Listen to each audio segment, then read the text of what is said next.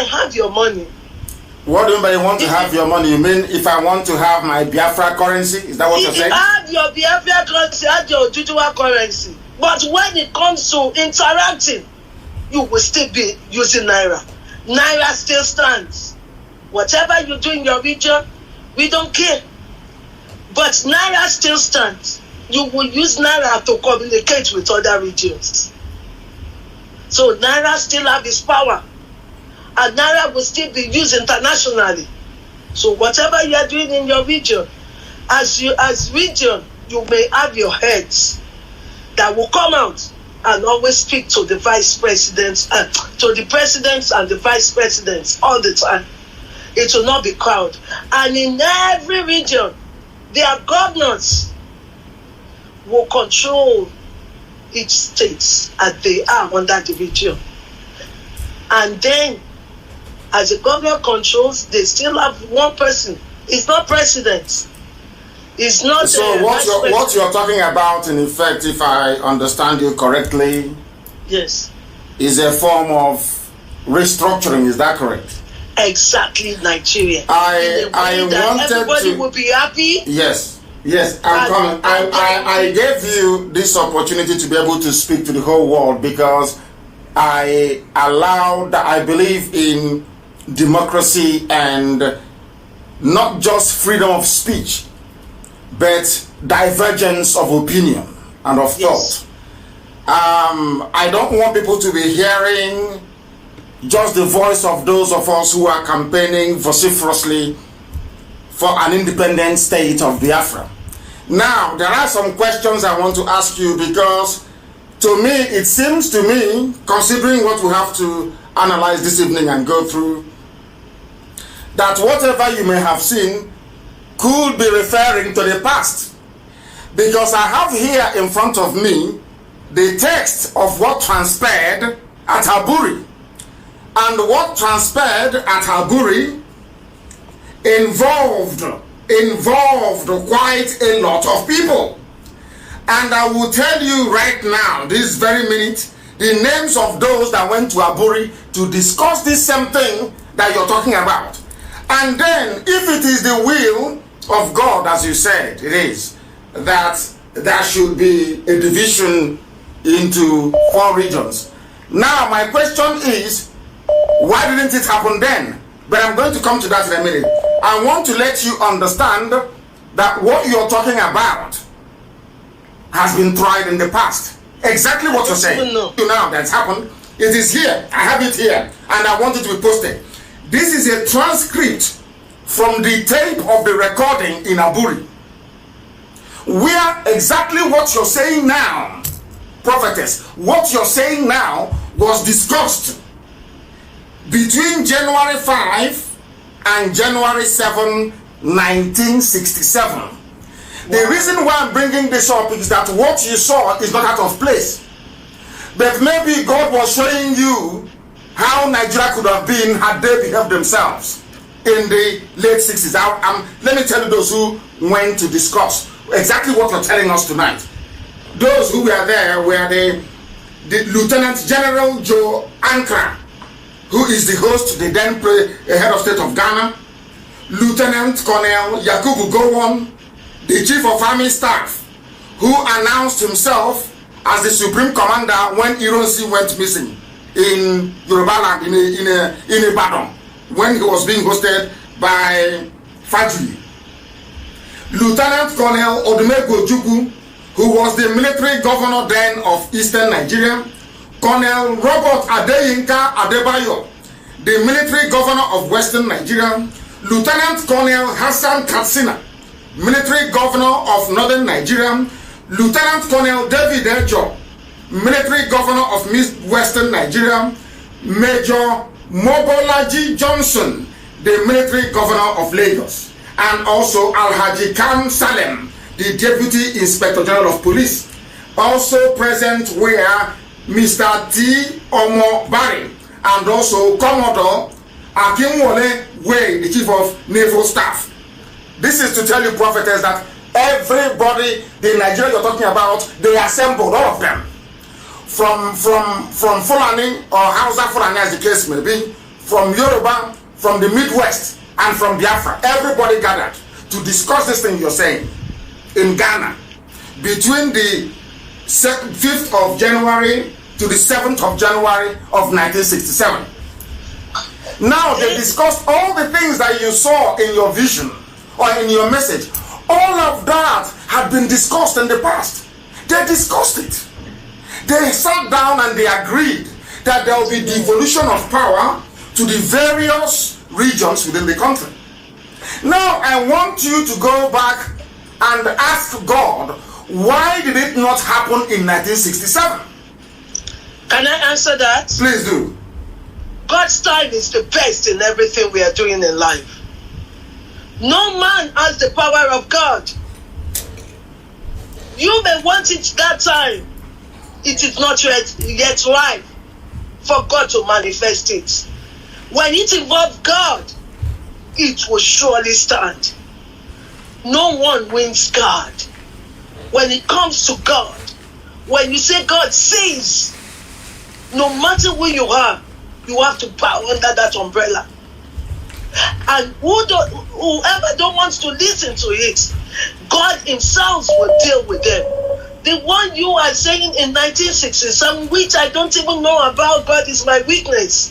This one came July 1st. I stand by the throne. The God who called me. I did not know. Prophet, I'm not disputing what you're saying. I'm just telling you that it is God's time. Yes. Now I want to know that, are you aware that there are Yoruba people, Oduduwa people I prefer to call them, there are Oduduwa people in Benin Republic in Dahomey? Is that correct? All this history, you just say it, I'm just a woman of God to give a message of God. No, because I want to know, because what I'm trying to understand is that I want you to be able to, perhaps, you will come back again, you will go back again and go back to God and say to God, but this happened in 67 and 5 million people died as a result of it, because this wanted to happen and they killed 5 million people in order to make this type of Nigeria you're talking about now not to happen. Now, what I want to know is, there are Yoruba people, Oduduwa people in Benin Republic, which is nearby to us, Benin Republic. Now, the reason why I have slight difficulties with this is this. Before the white man came, the Oduduwa people were all one people, from Kogi all the way to present-day Dahomey, Benin Republic. All one people. They speak the same Yoruba language, or should I say Oduduwa language. There was no problem. Now, the God in heaven, they worshipped Oluwa. No problem. Now, the white man came, or should I say Europeans came, and divided the Yoruba nation into two. Now, you have a part of them not designed by God. Now you have a part of Yoruba people in Benin Republic, and you have another set of Yoruba people in Nigeria. Now what I'm asking is that why would God before create an entire Yoruba race, and then all of a sudden ask the white man to come and cut them into two? The white man came and cut them into two, and instead of the Yoruba to go back and look for their people and have one beautiful big Yoruba nation that spans present day Benin Republic and Nigeria, why would Yorubas just confine themselves to Nigeria, knowing fully well that we tried this thing you're suggesting now that God told you about in 67 and 5 million people died? What makes you to believe that people will not die again if they try it? They will never. It's only the enemies that will die. Those who are stubborn, who don't want to listen to God, they are the one he will face. Me, I'm just a servant. I know. And this is not the first time I will give a message. I am just a servant. And when he sent me, how he will do it is none of my business. I'm just a servant. I accept. He will do it. How he will face the stubborn enemy, what he will do to make it stand. Me, he just told me July 1st. I don't know what is happening before. Yes. So I am saying what God is saying. and how the peace of Nigeria will stand. This is what he sent me to come out to say, and I am saying it. Whoever wants to come and confront me for saying it, no, nobody's confronting you. No. It is I am not afraid of them, because this is the word of God. He said there should be no war in Nigeria, because he said so many people have bought ammunition to kill innocent ones. He said they will face themselves and destroy themselves. He has given the 4 regions under Nigeria. If we did not get it in 1967, as you say, it was not yet God's time. And what is stopping it from happening? Why do we need to fight for it? Because a lot of people, a lot of respected people are talking about a man that I have very much regard for, Paya de Banjo. They are discussing it. People are talking, they've been talking, these are respectable elder statesmen who saw what happened in 67. And most of them are Oduduwa people, and they're talking about it now. Why, if it is the will of God, why wouldn't it just happen?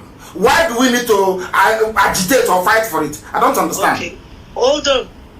The way God works is beyond anyone's comprehension. His ways are not our ways. The way he will do this, all he's telling those who are ready for war is that don't fight. You will do it amicably.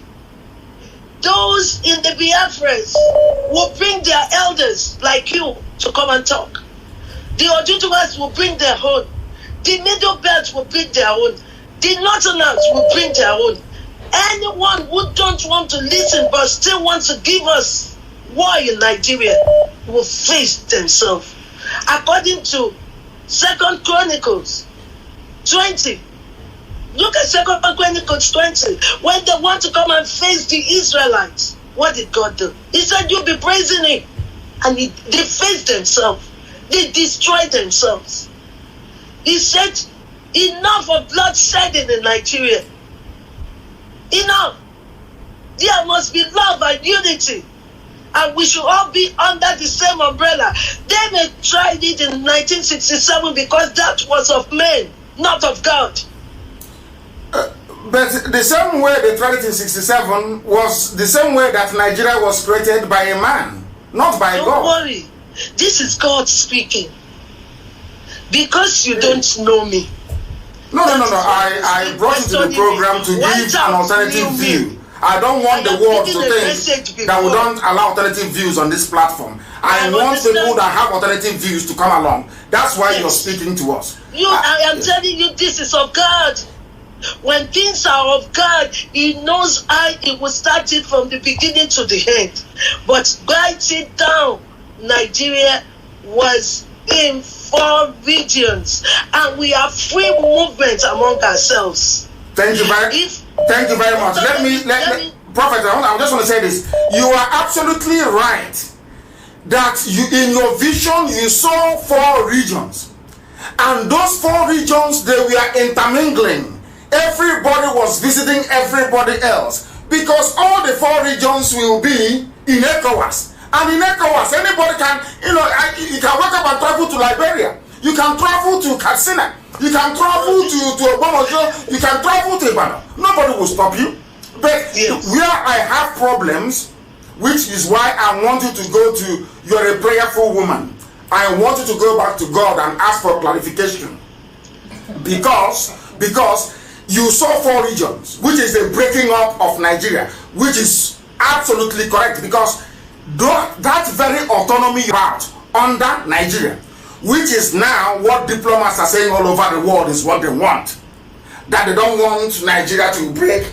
They want Nigeria of 4 regions, everybody doing your own thing, but your name will still be Nigeria. What I want you to go back to God to ask God is this: if it is God's will, how come God gave powers to people that will always say no to it? Why? I don't understand. If it is God's will, why would God always, through the British, give powers to the Fulani that will always say no to it? Why? That was of men then. Men are ruling. Men are ruling. When God intervened in a thing, it was still, this is not vision. Now, He spoke in voice to me. I heard it when he was telling me. I quickly picked the phone. If it's vision, I agree with you. I am not doubting you. Spoken voice. You too will receive it. Father, fill your son to see what you told us, so that he will calm down to get it right. He said, now, I'm coming. When you spoke before, you said something about IPOB and this very agitation. That God, what was God's purpose for this very IPOB agitation? I want to know. That was something you said. Are you saying that IPOB came to fight for everybody, not just for Biafra alone? That was the way you put it. No, I was telling you that you are fighting for Biafra. Yes. That the way God has given the vision, you don't have to fight for Biafra. Fight for Nigeria to be what God says it should be. A country with 4 regions, and everybody, they are in peace, harmony, love. I, as a Yoruba, can come and live in Biafra state with no problem. I can buy houses and be doing my business. Tomorrow morning, no doubt. So it is where everybody is. We're doing business together. The joy of the Lord is there with everyone. We are happy to call ourselves Nigerians. Yeah, that is the only point of departure we have, and that is why I said I will go back to God. Please. And you will also go back to God, because I want to explain something to you.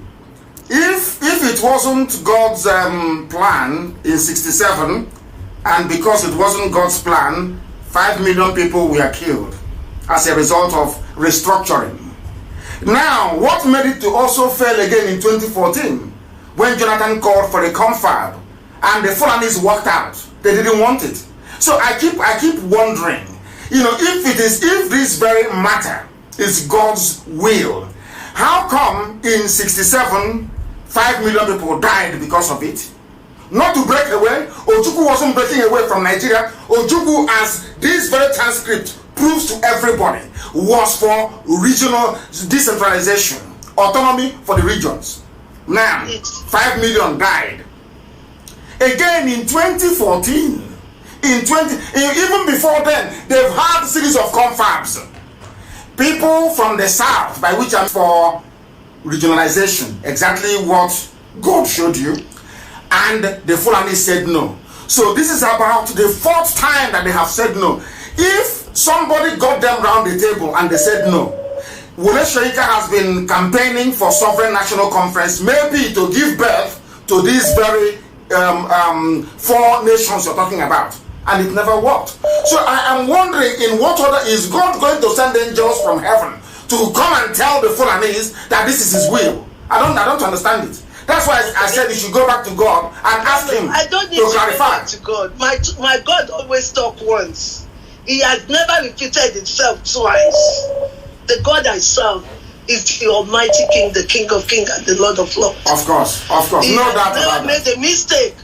It's not a God. It's not a God you question. No, we are not questioning God. We are saying that the Almighty King. Yes. When he says yes, it's yes, it's yes, and it's no, it's no. He said yes now. Okay, he has said yes now. So God will now speak to the Fulani people. That is why we're trying to calm everyone that is angry down.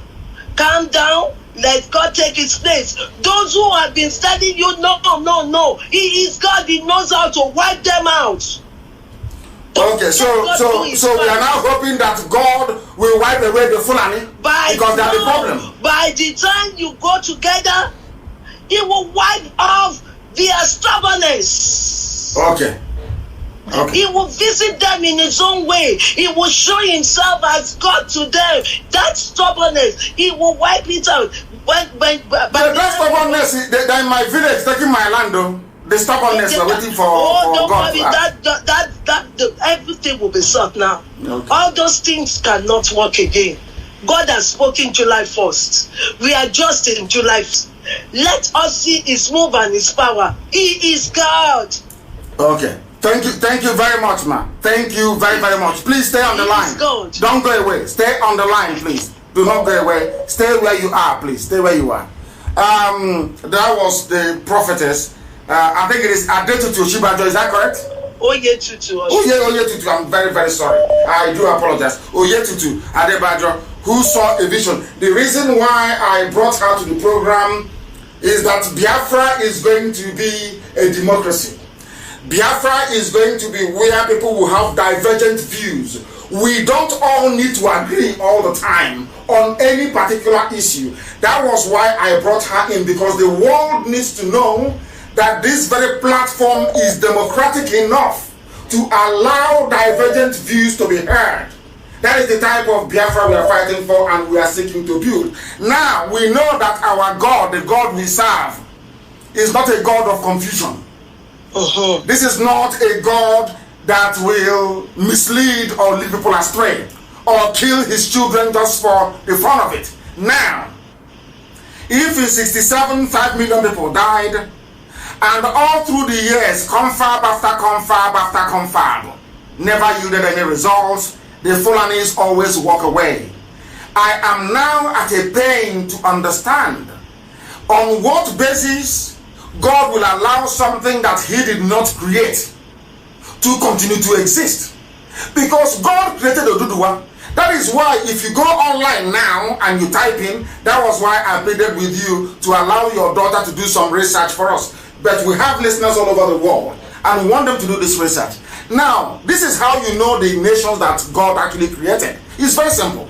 What you need to do is that you go online. You can go to Google if you want. Now, I want to, as I'm talking to you, I am typing into Google. I want to ask God in heaven, who created Oduduwa? Who created Oduduwa? Oduduwa is older than even Britain. So I want to ask God, who created Oduduwa? Very, very simple. If you type it down, you will see that Oduduwa descended from God himself. That is according to their folklore. Nobody created Oduduwa. The same thing if you type in who created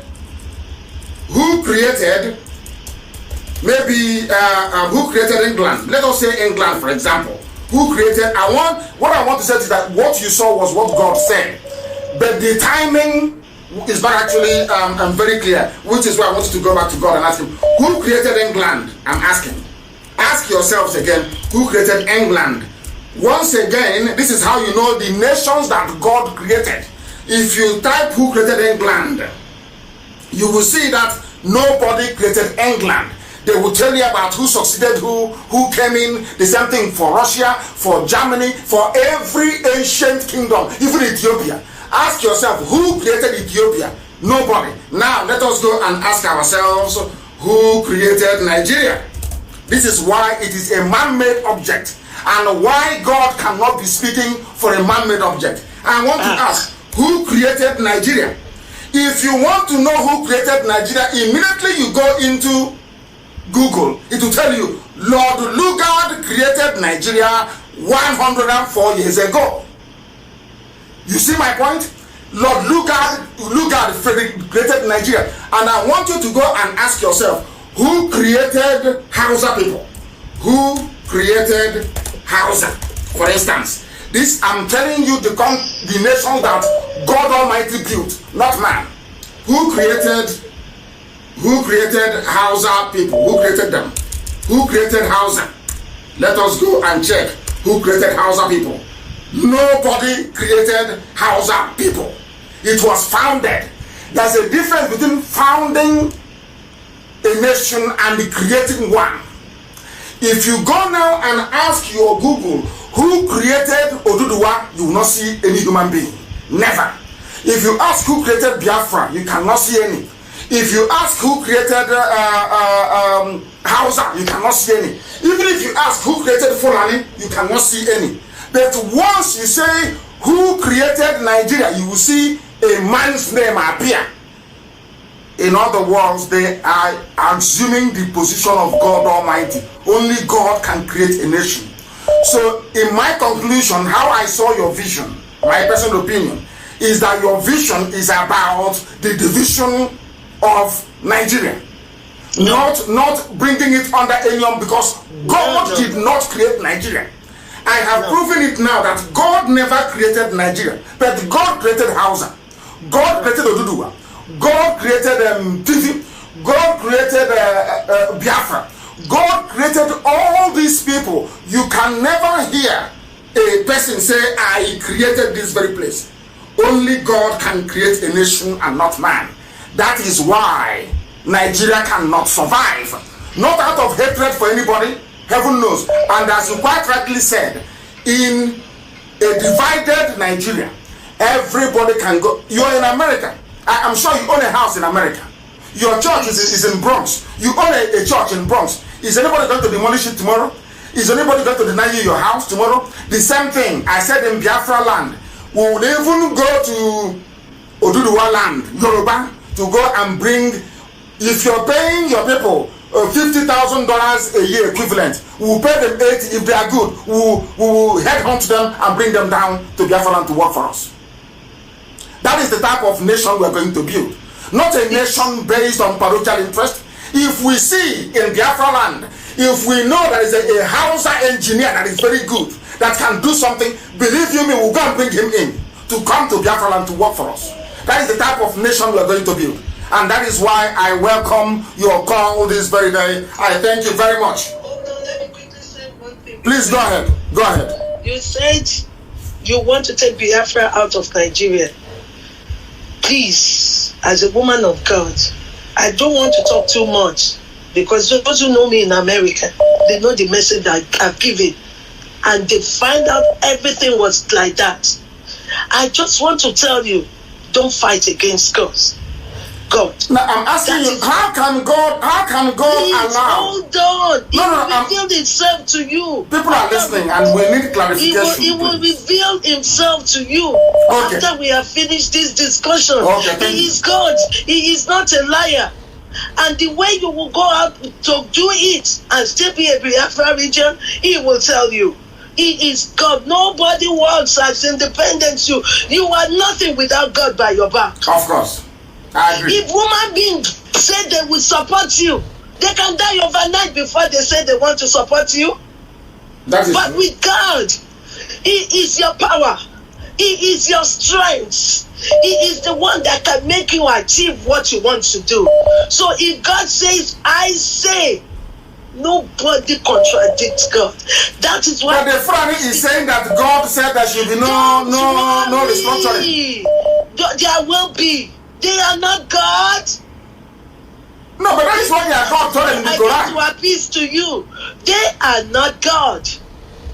I want you. You are a Christian.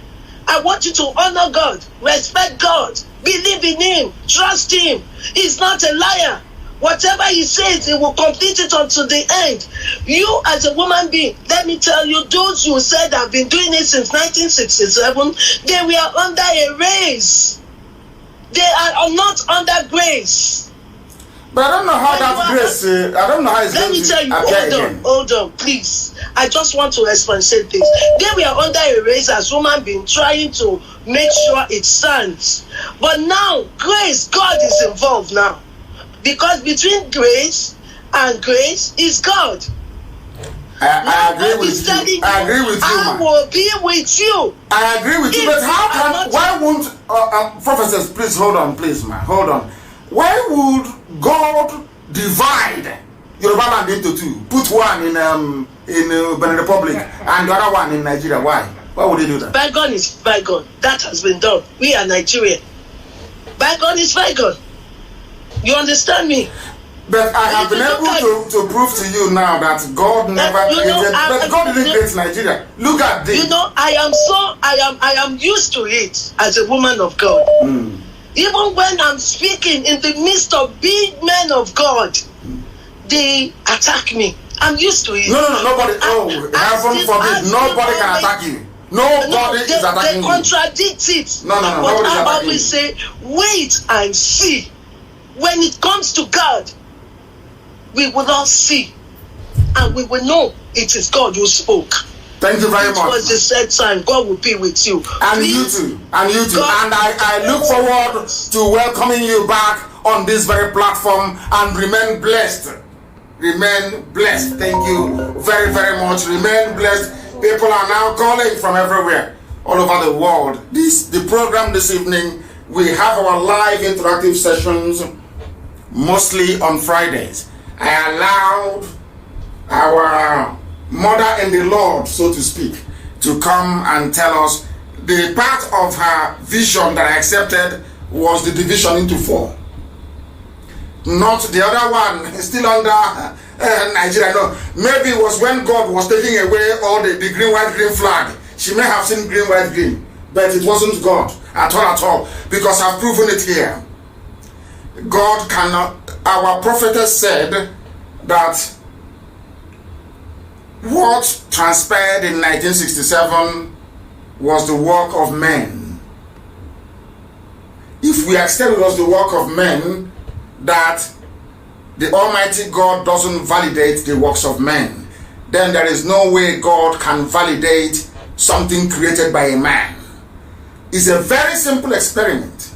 I want everybody to go to Google and type in Google, who created Oduduwa? Who created Biafra? One after the other. All the ancient kingdoms, you know. Who created them? In fact, who created USA? That is very recent. Who created Canada? You can never see a human being's name. But I want you to go and type in who created Nigeria. What you will see is Lord Lugard created Nigeria 104 years ago. Now, if God doesn't respect the timetable of man, why would God validate something that a man made? Why would God divide something he made, Oduduwa, into 2? Put a part of them in the Republic, and he didn't do it, it was man that did it.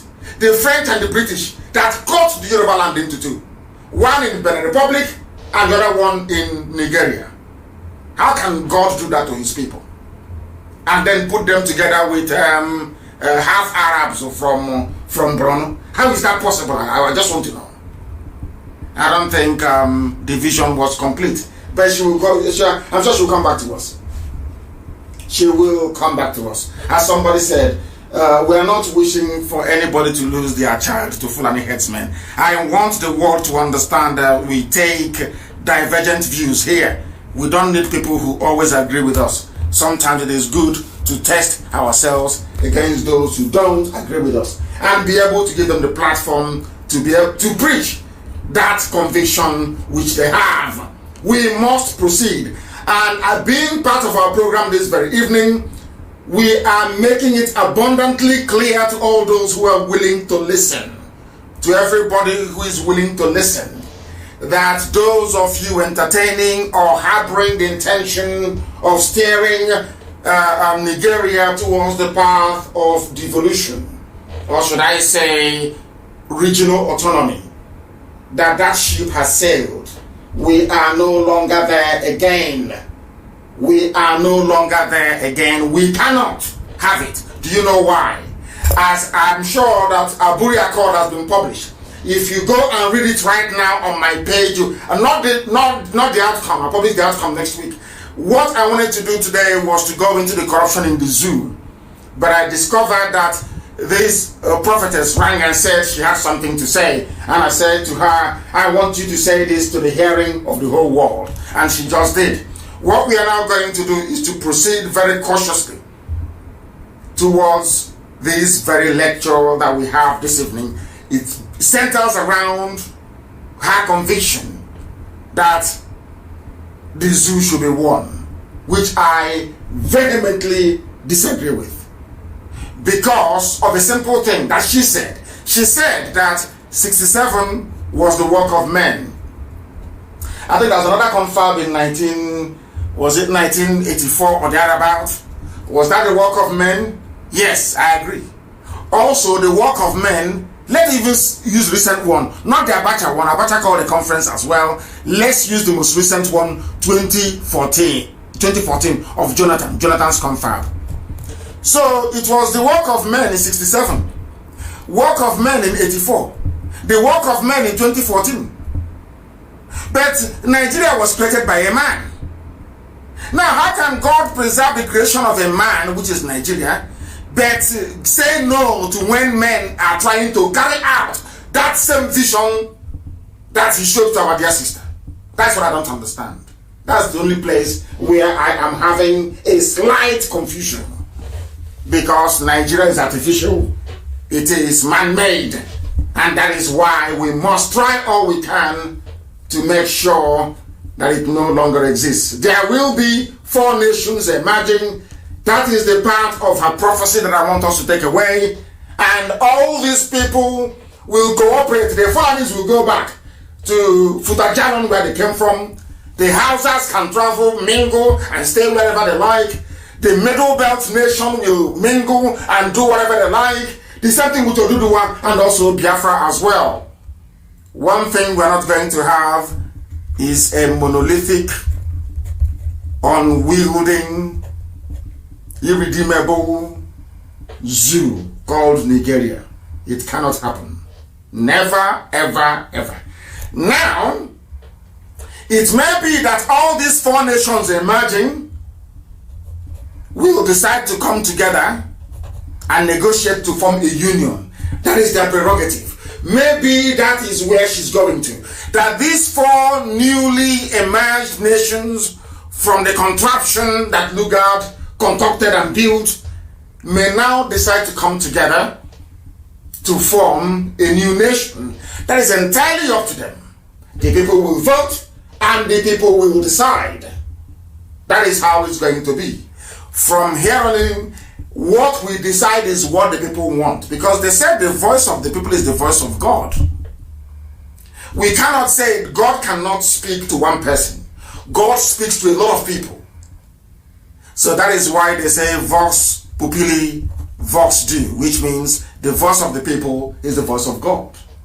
Not the voice of one person, but the voice of the people. And the people are saying they are tired. Oduduwas are saying that they want to be free. The Yoruba say, do we want to be free?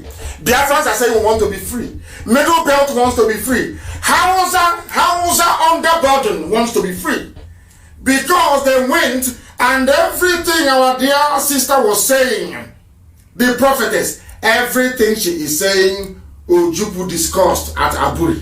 Everything, absolutely everything. Everything. Ojukwu argued for decentralization. They came back. The conference finished between the 7th and the 10th. People must note this down. Between the 7th and the 10th of January of 1967 in Ghana, they held this summit. And they agreed. Now remember that the war broke out in Ojukwu declared Biafra on the 30th of May. I want people and historians to note this very, very carefully. I want to put to bed all the misinformation and the lies surrounding the emergence of Biafra. Very, very critical we understand this. According to this very documentation, this very document now posted on my wall, if you go there, it doesn't originally belong to me. It was published by codewith.org. The man that put this very, it was from the 5th, I do apologize, from the 5th to the 7th of January 1967. Follow the timeline very carefully. They went to Aburi and they agreed. Ojukwu came back, waited for that January, waited for February, March, April, and May. Are you following me? January, Gowon didn't implement the restructuring of Nigeria, no. February, no restructuring. March, no restructuring. April, no restructuring. Until the end of May, pure 5 solid months, waiting for a gentleman's agreement that was reached in Aburi to be implemented. And they said no. Before Ojukwu declared Biafra on the 30th of May. Having attended Aburi between the 5th and the 7th of January. But your historians never tell you this. Those who claim that they are historians, they never tell you this. Never, ever, ever. They never tell you this. Ojukwu waited for 5 months, waiting for Gowon to implement Aburi. Because Britain said no. Because the Janjaweed, Fulani Janjaweed said no. Gowon reneged on Aburi for 5 months, not implemented, before Ojukwu declared Biafra. And now you understand the history very well. And all their lies.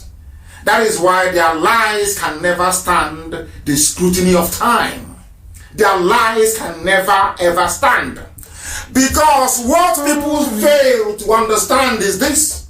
What people fail to acknowledge is this. That the devil is using the cloak of Nigeria to advance his cause. Because it was the devil that built Nigeria. It was the devil that used a very horrible man to create Nigeria, not God. God never created Nigeria, not for 1 second. Because had God created Nigeria, you will not see the name Lord Lugard created Nigeria 104 years ago. And if you remain in Nigeria, in Nigeria, once you remain in Nigeria, your Lord is going. I want to tell you what the Hausas are going through at the hands of the Fulani people, so you understand it very well. And I thought that by now, we would have had people interpreting what I'm saying and letting the whole world of Hausa speakers and hearers understand the importance of this very message. Now listen very carefully. Sokoto used to be called Gobe, belonged to Hausa people. The Fulanis traveled and came from all over the place, and Futo Jalon to be very precise, came and pleaded with, they said to the Hausa people, let's trade together. Let's be one, this same one Nigeria. I want you to understand very carefully. They came. After a while, they defeated the Hausa people with the help of Hausa people. I was speaking to a very important personality. Important personality yesterday. And you know what he told me? He said, I went to the north. He's from Middle Belt. He said, I went to the north. You know that thing they call Durban?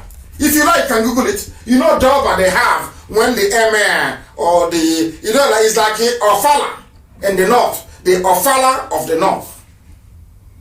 They said our FM is not working. What's it supposed to be? Why is our FM not working, for goodness sake? Why is it not working, I ask? Oh, goodness me. Goodness me. Now, there is something called Durban.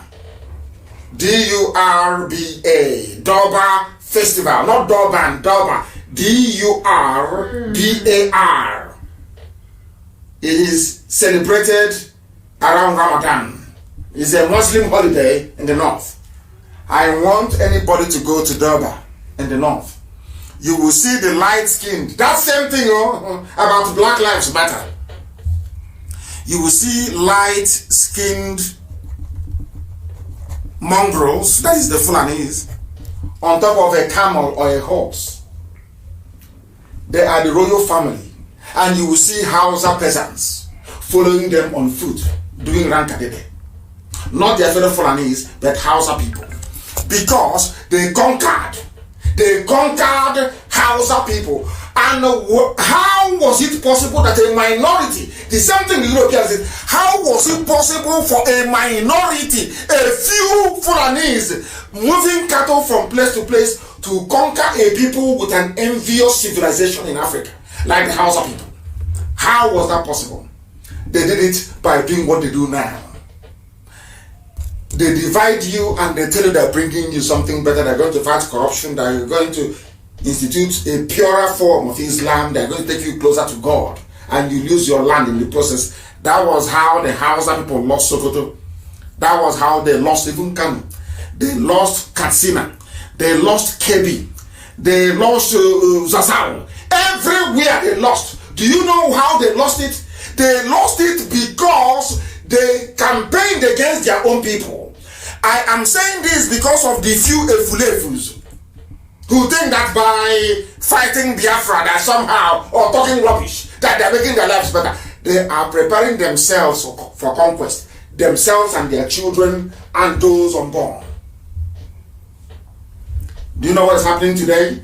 I want anybody to tell me if this is a lie. The Sultan of Sokoto, where is he from? He's a Fulani man. He is a Sultan in a land that belongs to Hausa people. How about the Emir of Kano, which is the heartbeat of Hausa people? He is a Fulani. How about the Emir of Gwandu? He is Fulani, not Hausa. How about the Emir of Kirby? He is Fulani, not Hausa. How about the Emir even of Ilorin in Yoruba land?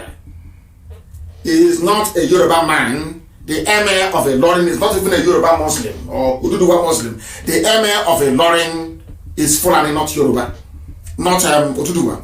The Emir of Zazzau is Fulani, not Hausa.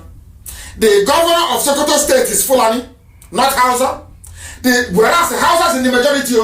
The governor of Katsina State is Fulani, not Hausa. Governor of Zamfara State is Fulani, not Hausa. Governor of Kaduna State is Fulani, not Hausa. Governor of Kano State is Fulani, not Hausa. Governor of Jigawa State is Fulani, not Hausa. Governor of Gombe State is Fulani, not Hausa. Governor of Yobe State is Fulani, not Hausa. Governor of Taraba State is Fulani, not Christian nor Hausa. Governor of Nasarawa State is Fulani, not Hausa. The governor of Borno State is Fulani, not even Kanuri. All the major imams in the core Sharia Arewa zone in the Sahel in the north, they are all Fulanis. There is no frontline imam that is a Hausa man. Now do you understand? Now do you understand what they have in store for you? The more they preach one Nigeria under one unity, the more they enter into you and take you over. They came to Imo State. They could not impose a Fulani man in Imo State. They got the next best thing, which is Hopo Zarima. Their stooge and their slave. Their stooge and their slave. Such people can never ever out in this life earn or have our respect. It's impossible. You have come to do us harm. You are working for the enemy. You have come to destroy the children of light. You can never, ever, ever, ever earn or deserve or merit our respect. All the emirs in all the core northern states are all Fulanis, not Hausa. Because the Fulanis killed all the Hausa kings, killed all their high chiefs, and replaced all Hausa kings with Fulani, either as a sultan or as an emir. There was a genocide in the north as well. The first victims of Fulani genocide were the Hausas. The second victims of Fulani genocide were the Nupe people. The third victims of Fulani genocide are the Oduduwa people, the Yoruba, the Oduduwa people. And the fourth victim were Biafrans. The fifth victim is now the TV people, those in the middle belt. That's how they roll. And they are managing to do all these things before, when they were slaughtering the Hausa people or their kings with the help of their fellow, with the help of the Hausa peasants. They said they were bringing you a better Islam, fighting corruption. When that one finished, they now came down to the Nupes, slaughtered them. We are bringing you better Islam. When they went into Oduduwa land, slaughtered them in the Ilorin and took their land, until the Yoruba, the Alafin of Oyo, ran into the forest, because the Fulani cavalry, that is men fighting men on the back of a horse, could not fight in a tropical region. That was the only thing that saved the Oduduwa kingdom, the Yoruba race. If not, by now they will be like the Ilorin people. Do you understand it? Do you understand? They tried it in Egala, they succeeded. As I said the other time. Do you understand the mess you're in? All of you toying with this one Nigeria garbage. Do you see the mess you are storing up for your children? All of you should go and write a book, a memoir, saying, oh, I wanted to be in one Nigeria. The Fulanis are coming. Because those who ignore history have a way of repeating it. That's what I've always argued from day one. If you ignore what happened to the Hausa people, what happened to the Birom people, what happened to the Nupe people, what happened to the Bashama people, what happened to the Bagi people, what happened to Yoruba people, you also will be consumed. You will be swallowed. And our history in the next 50, 60 years will be that of the history of Hausa people that own Sokoto. Yet, there is nothing there for them. Is that the type of life you want for yourself and your children? Is that what you want? Now you understand what we are fighting for, or should I say, what we are fighting against. The time now is 2 minutes past 8 p.m. in the evening in the blessed land of Biafra. The same number of minutes past the top of the hour, regardless of where you are. And the person who kindly composed this very damage the Fulanis have done to the houses is Okoye Vincent, and I thank him very much for that. He titled it The Bitter Truth, and I want it to be published everywhere. That so when you're talking about your one Nigeria, let's have one Nigeria, let's have one Nigeria and have regions in. I want you to know what awaits you and your people. This is how the devil works. This is the work of they blind you, the devil will blind you, so you can no longer see very clearly. So you can no longer see clearly. That you must understand. Please, you shouldn't, some of you should not speak ill of the prophet. That was the vision that she saw, and she's within her rights to share it with the rest of the world. That is why democracy and freedom of speech is a very good thing. You demolish people with the strength of your argument, the superiority of the reasons and the way you marshal them. Please, she is more than entitled to her opinion. If you say that God created Nigeria, you ask Google, who created Nigeria? It's only if you're telling me that a white man is God, if you're telling me that Lugard is God, then I'll believe you. Because it's there in black and white. Who created Nigeria? Lugard did in 104 years ago. That tells you all you need to know. If you don't want to be like the Hausa people, if you don't want the fate that befell Hausa people to befall you, then you must campaign to go back to where you come from. Everybody must.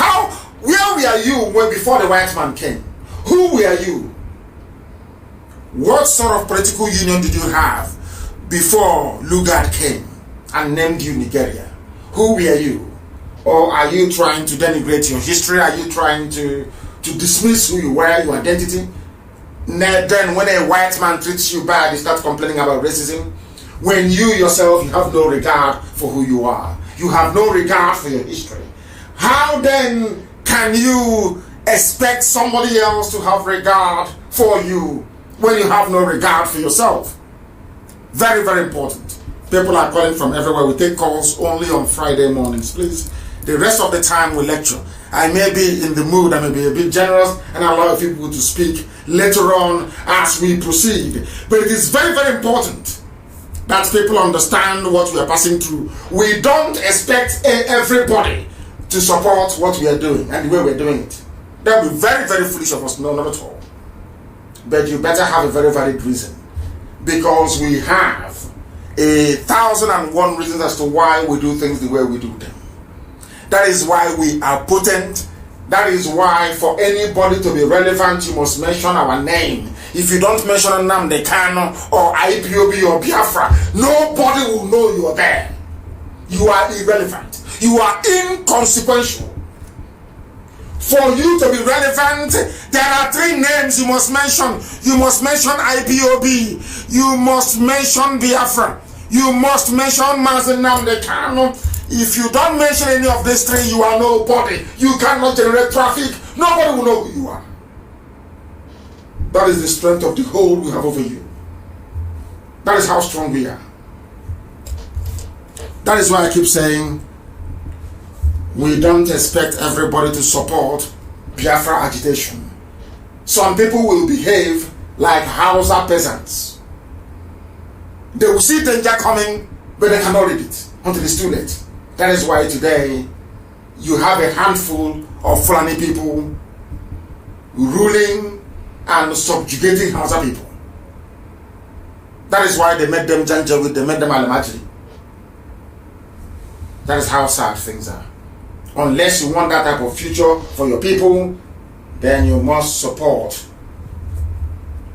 this very agitation led by IPOB.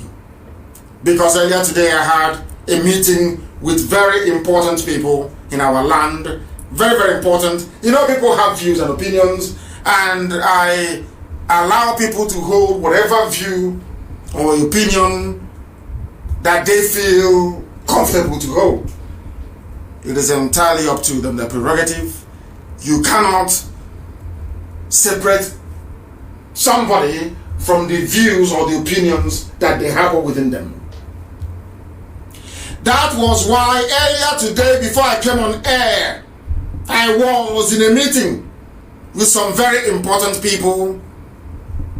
They had some things to say to me, and I also had some things to say to them.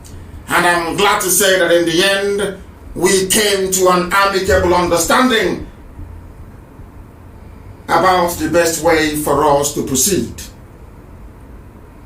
But there are a few standout things that came out of that very meeting. One is that there is unanimity that the consumption of cow meat in our land must stop. If you have not seen the videos or pictures of Fulani men having sex with cattle, please go and have a look at it. And to encourage our people all over the world to please invest. We are not just supremely talented, but we are blessed. We are a blessed race.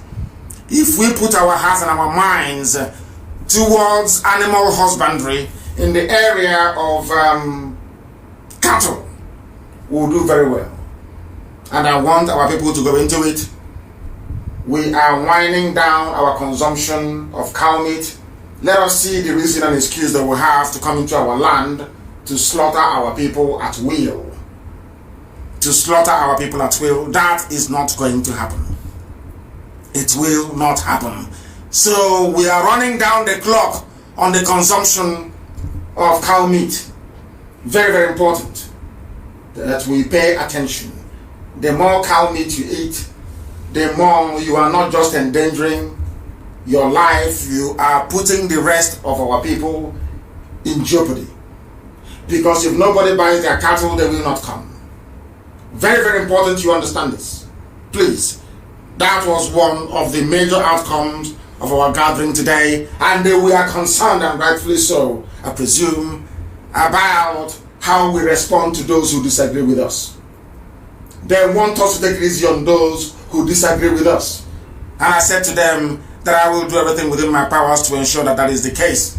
And there are people that we are the ones who are hurt because we are the ones that they conspired against to kill. They came to kill us. They conspired to kill us. But unfortunately for them, not all of us were killed. So I have taken on board what they have said because they are men and women that I have a lot of respect for. And going forward, we shall seek a very amicable way for those who may disagree with us in public to be able to voice their opinion without antagonizing those of us who are in very massive pain. That was my assurance to them going forward, and we intend to keep it. We intend to keep it. No consumption of cow meat in our land. It is going to be phased. It's something we are used to from childhood. So it's going to take a while for those local farmers to be able to bring their meat on board. Very, very important, please. Now, those who are complaining that we insult them, that we are not very respectful, should look at what is happening in the north. Should look at what happened in Oduduwa land. And understand that if you have a contrary opinion about Biafra, if you don't believe in IPOB and Biafra agitation, please keep your mouth shut. Because if you voice your opinion and we consider not your opinion to be an insult, then you will not be spared. So the best thing for you to do is to just shut up. Keep serving your Janjaweed, your Fulani masters, and nobody will talk about you. But any day you come out to say any garbage against IPOB or Biafra, you will be torn to pieces. Keep your mouth shut and nobody will talk about you. Keep your mouth shut and there will be no problem. And if you claim you're a leader, you must stand up and speak when your people are imperiled, when your people are in danger, when your people are being persecuted. That is why you are a leader. You must stand up and say something. You must condemn it. Not when your people are dying, you don't say anything. And when your people are agitating to be free, you go and connive with the enemy to kill them. We have every right to be upset. Every right to be angry. But of course, we do understand where we come from and the need to be circumspect. And that was what I assured them. And I said I will say it live on air. That we will take it easy on some people. We will try to respect our institutions and our traditions. But please, do not encroach into our territory. We are hurting, we are pained. We want Biafra, and nothing is going to stop us from getting Biafra. Absolutely nothing. No Jupiter can, nobody can. So if you present yourself as an agent of the zoo in our land, and you say because of that, you are 70 years old, you're 80 years old, you're coming into Biafra land to talk rubbish, we will obliterate you completely. Do you know why? Because everything we do with facts and with reason. Do you know that the sponsors of Boko Haram are Fulani people? You also know that Fulani people are the officers you have in the Nigerian army. In fact, across the armed forces of the zoo. Now, they came out openly to tell you that we are not going to expose Boko Haram sponsors. This is a very bloody terrorist organization that have killed a lot of people. Innocent people. There are over 2 million people in IDP camps as a result of the activities of Boko Haram. But of course, I qualify that. The reason why Boko Haram took up arms is because of the heavy-handedness of the Nigerian police. They were the ones that killed Muhammad Yusuf. Before the death of Muhammad Yusuf, Boko Haram wasn't violent. It was the death of Muhammad Yusuf that led to Boko Haram becoming violent. So we must understand that first and foremost. And that is the truth. It doesn't matter how much you demonize Boko Haram. Somebody started it. It doesn't matter what you say about Boko Haram. Somebody caused Boko Haram to pick up arms. The day they came to my house to kill me, had they succeeded, do you think IPOB will keep quiet? They would have gone into the bushes. Exactly what is happening in the north. Before you blame Boko Haram, you blame the Nigerian police and you blame the trigger-happy Nigerian army. That is the truth. And now that Boko Haram is killing without mercy, who are those sponsoring them? The zoo presidency wrote a letter, or should I say issued a statement saying that IPOB is spending $85,000 every month in order to stain the image of the already battered, useless zoological republic. So they were concerned.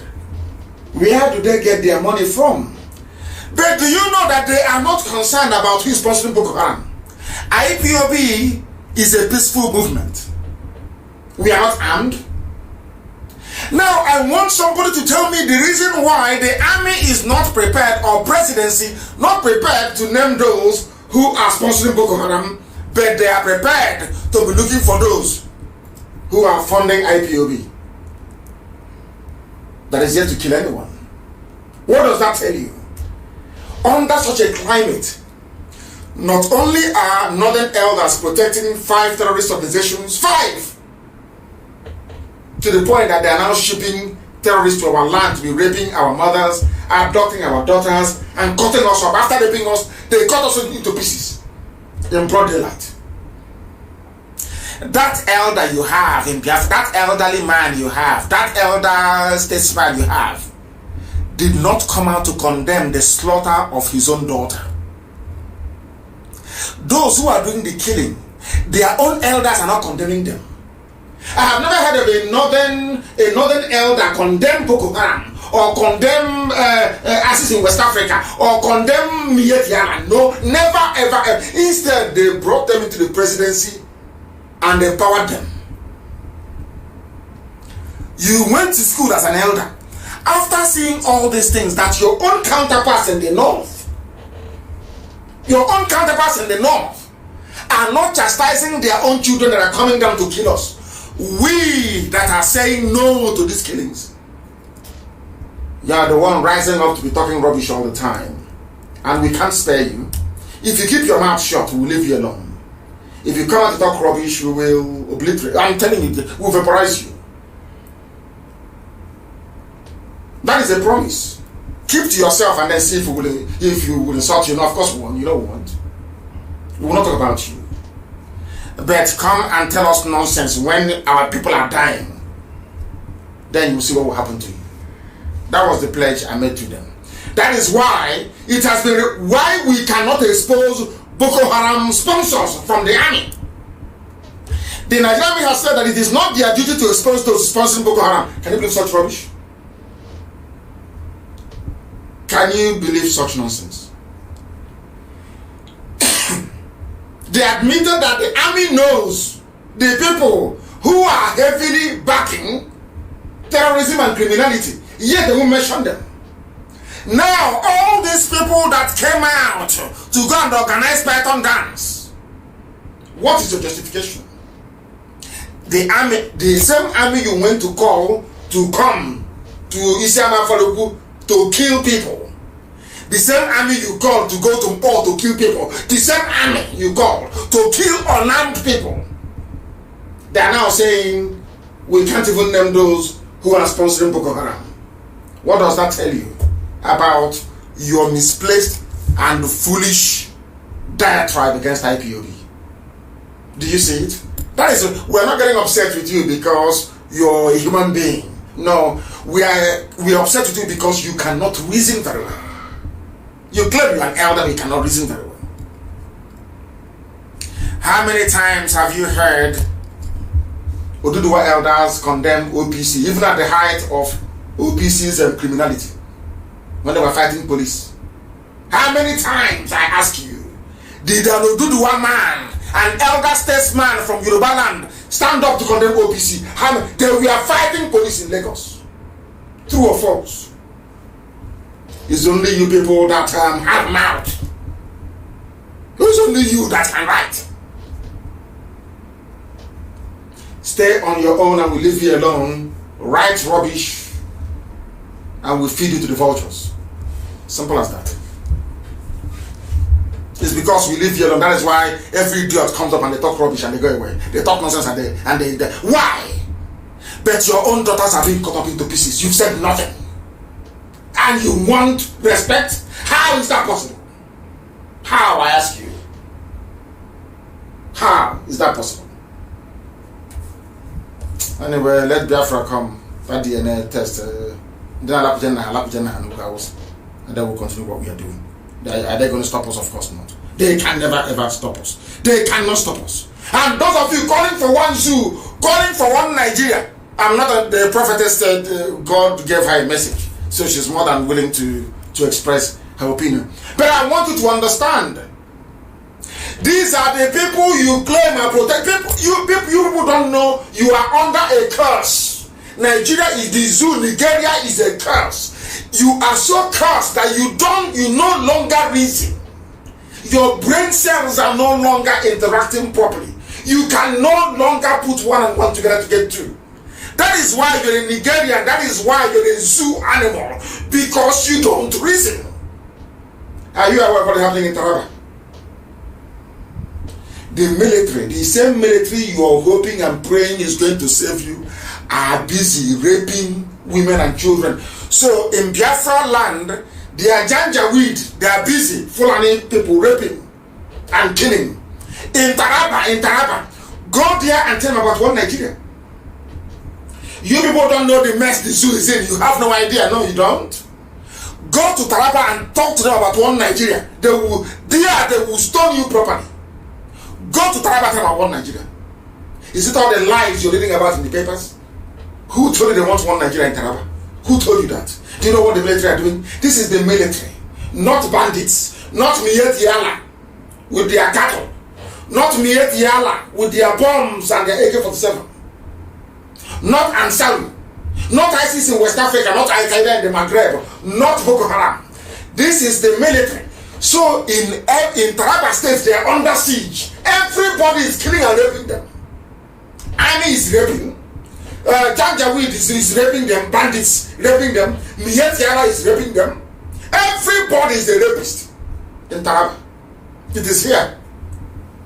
According to TV people.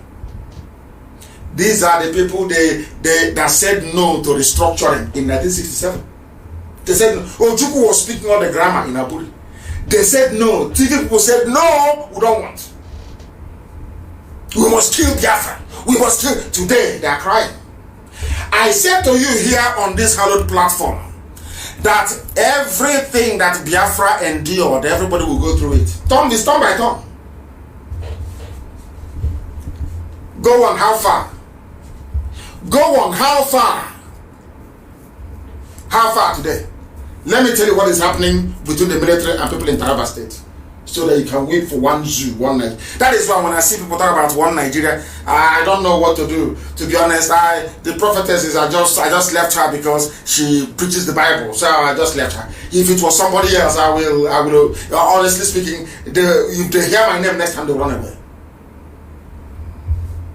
I want people that is talking about one Nigeria. I want to let you understand what is happening in Taraba, so you know. Because sometimes you don't know. So you know, you understand the mess you're into in the zoo. Some of you do not know the mess you're in. And where is even go on from? Where is it from? Which tribe is it from? That some people, you know, we're waiting for them. It's from a place called, Kanke, whatever that. He's an Angas, or called Angas, in Plateau State, very close to TV people. Angas. He was the one they used to kill people. Today, his village is also under siege by Fulani headsmen, but he can no longer speak. He can no longer speak.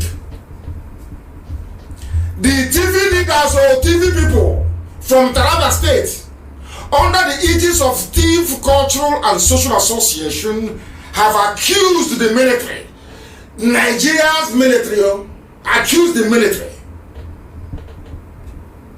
that they posted the military to come and stop the Fulani Janjaweed from ethnically cleansing TV people from Taraba State. But you know what the military did? This is Zoo newspaper. This is a Nigerian newspaper, please. They are saying here that they have now accused the military, posted to bring peace in Taraba, of raping their wives and daughters, also destroying their properties in the name of manhunt for bandits in southern Taraba. You are a Christian in southern Taraba. The bandits are Miet Yala, who are Muslims. You are attacking and raping Christian women, destroying their homes and property. This is from the army, or not anybody else. From the army, raping women, destroying properties in Taraba State. Nigerian army, and people have faith in one Nigeria.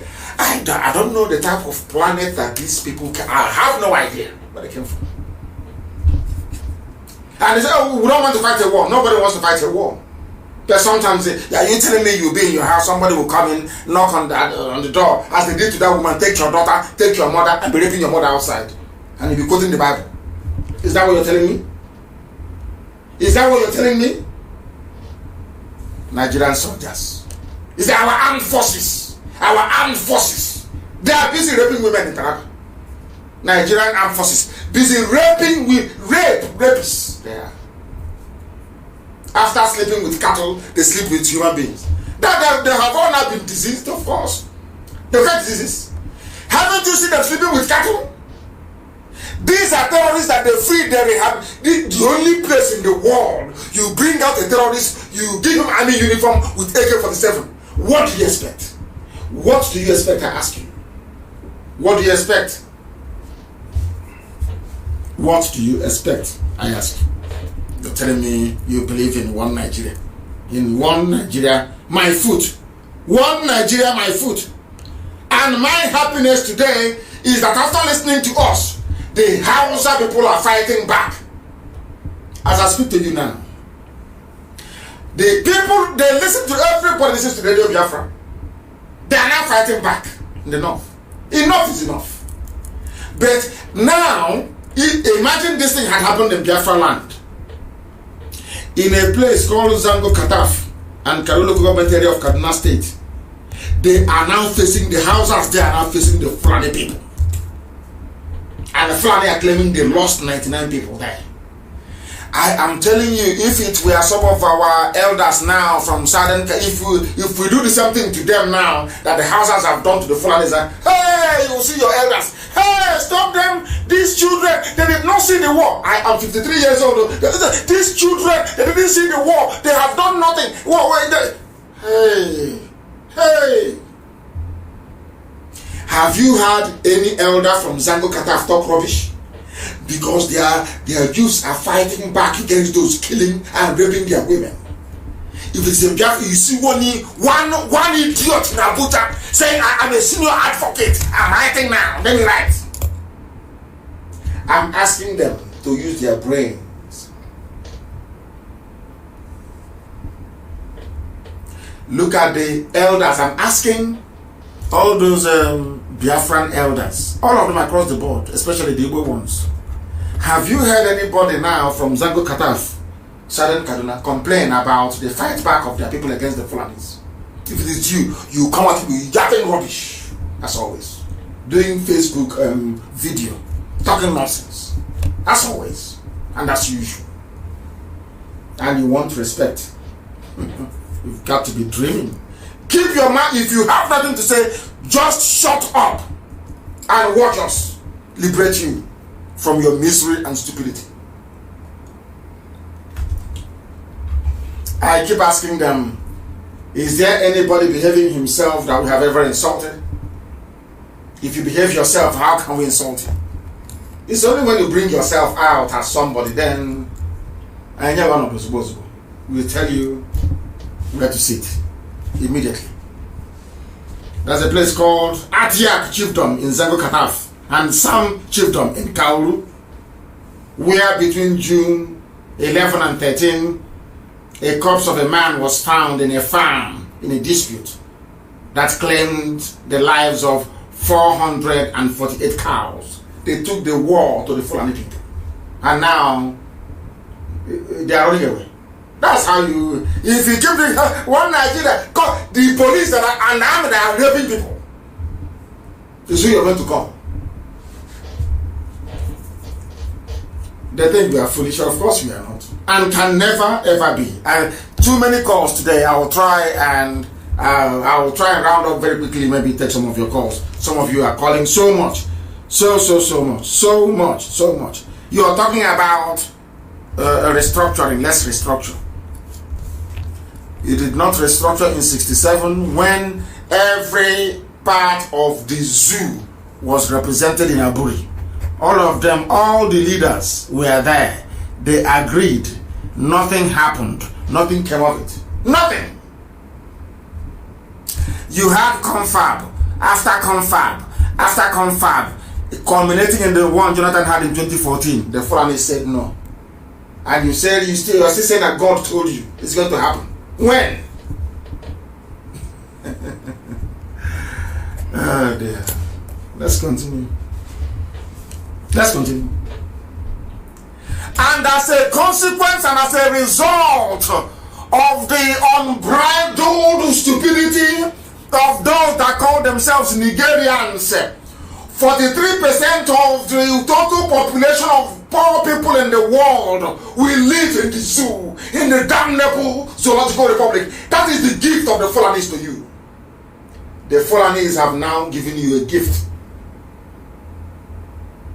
43% of the world, the global population of poor people will live in the zoo until according to World Bank. This is from the World Bank.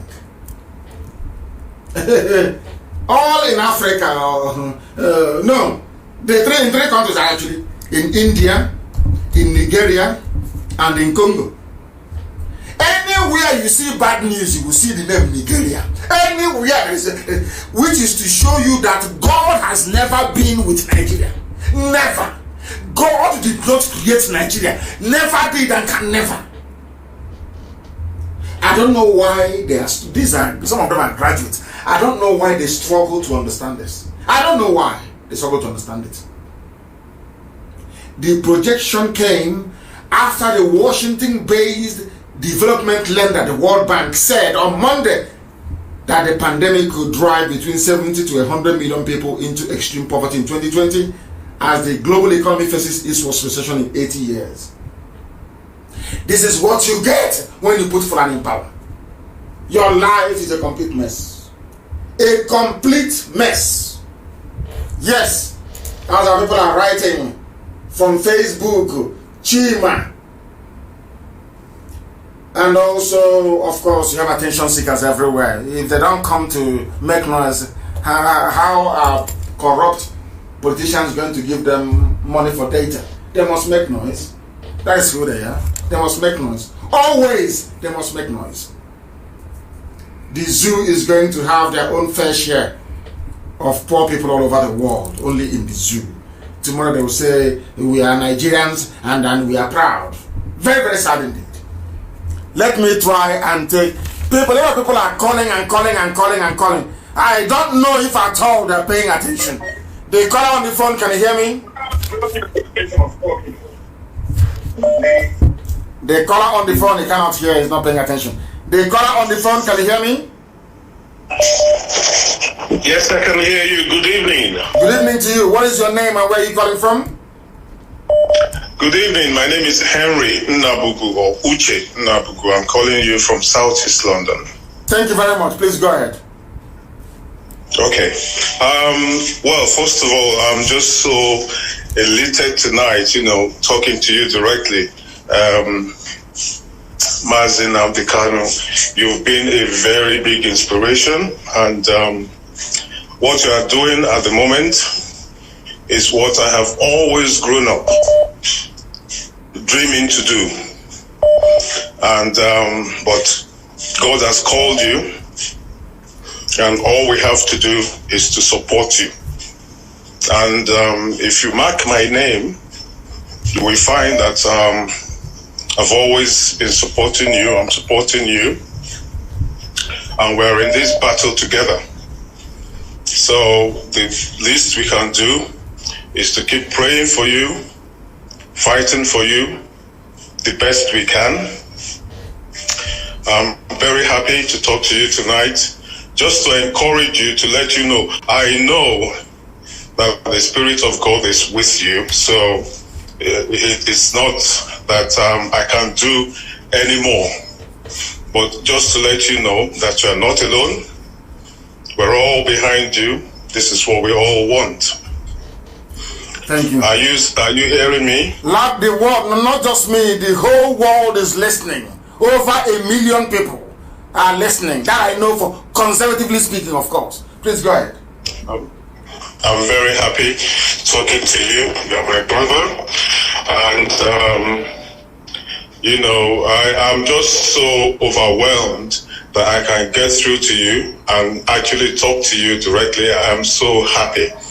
And after this, I'll be finding a way to get through to you. There are things that I need to talk to you about, which are not really for, general or public. Try and call back immediately after this very broadcast. You call me back and I will take your call and we shall discuss. Thank you very much, okay, Uche. Thank you for calling. I'll just say one thing. Of course you may. Go, please, back. Go ahead. Okay. Now, about your guest tonight, your prophetess guest from the US. Yes. Our prophetess, not just mine. She belongs to all of us. All of us. All right. Our prophetess guest tonight. First of all, I appreciate you for being such an open-minded person. You have demonstrated tonight, that against what people are saying about you, you are open to diverse opinion. You listen to everyone. You're not just imposing, your beliefs or thoughts, but, you listen to other arguments. Of course. My view is this.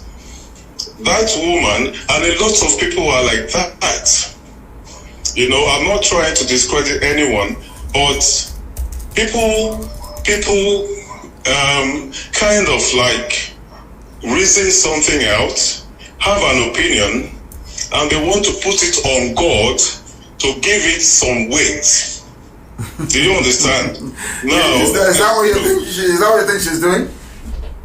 Well, I am 100% sure about that. See, in the Bible, God never used any prophetess. There is no woman prophet in the Bible. Read the whole Bible from Genesis to Revelation. You will not find one. What they will tell you when you ask them is that, what about Deborah? Deborah was a judge, not a prophet. And when God appointed Deborah as a judge over Israel, he said to them that it was as a punishment to the men of Israel who were disobedient to him, so that you know that it wasn't really in God's plan that a woman should be a prophet. Do you understand? Yeah, I'm listening to you. I'm not a theologian, so I'm not an expert in that very field. Okay. But I'm willing to learn from you, please. Teach me. I want to learn. Without prejudice to our prophetess guest tonight, a lot of religious jobbers, that's what I call them, they are jobbers, right, would, reason out something or think of something, think an alternative to Biafra, which they are scared of. I know these people very well, believe me. I know them very well. They are so scared of Biafra and they're thinking, okay, what is the alternative? What next alternative can we offer them? And by the way, you are actually right. You are actually right. The prophetess was a title that was given in recognition, not that the Bible, because it is actually in parentheses. So not that you have somebody called a prophetess. Nobody was called a prophetess. I've seen it now. Nobody was called. It's just a term of endearment. There is no such thing. I can tell you that. They have all these followers and all that because our people, or should we say their people, are just such people who are always looking for the easy way out of everything. They have this. Even though God has a plan for you, has a job for you, you actually need to go to work in order for you to get paid. Is that correct? I'm just asking. You're right. You're absolutely correct. But here, in Nigeria or nigger area, they don't want to work to get paid. So whoever can tell them that they can get paid without working, they will all come to that person, and the person will end up, taking from them the little that they have. Collecting the few they have. Exactly. Very sad indeed. That's what's going on there. So whoever wants my dear brother, please talk to me again after this very program. Let me take this very call that is coming. Try and speak to me after this program. The caller on the line, can you hear me? He is not paying attention. The caller on the line, can you hear me? For the last time, can you hear me? No, they're not paying attention. The caller on the line, can you hear me, please? The caller on the phone is not paying attention. The next caller, can you hear me? Hello. Yes, please, your name and where you're calling from? My name is Obin Nawankwo. I'm calling from London. Hey, you people have woken up in the UK all of a sudden. Please go ahead, Obin. The world is... Namde, I'm very proud of you, you. because I'm from Umuahia. Oh, wonderful. A blessed land. Wonderful. Thank you very much. Yes, I'm very proud of you, and just in continuation to what the earlier caller said, that woman has Rasputin spirit. They always go. Please take it easy on her, please. I happen to I don't know. She came and she spoke very well, so I do have this. The Rasputin spirit I'm referring to is those who go to the Tsar. Always they have something from God, and that shouldn't be the case. What we are pursuing is logical, is straightforward, is 1 + 1 is 2. Yes. That is what we are looking at. It's not what God is going to do. God is not going to miraculous. Freedom is free. But in history of mankind has fought for freedom at each point. However, it's free. But we must fight. You're saying that freedom is free, but you still have to fight for it. You still have to fight for it.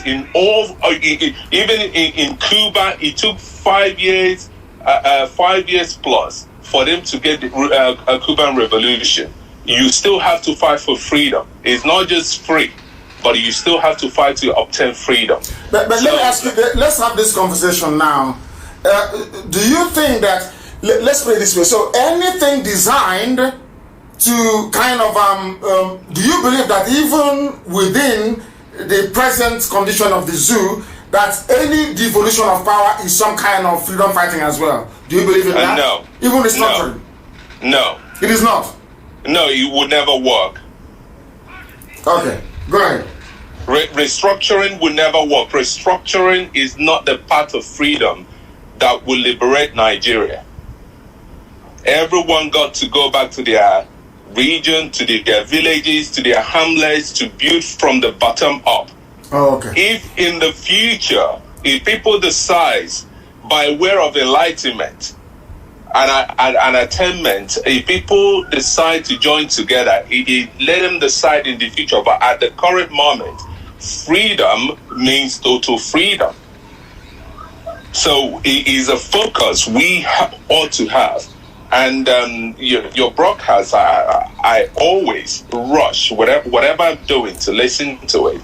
We got to be focused to freedom, and it's not just. I have a lot of people from Oduduwa, very important men in England. When I speak to them, what they said to me, what Nnamdi has been saying is absolutely true.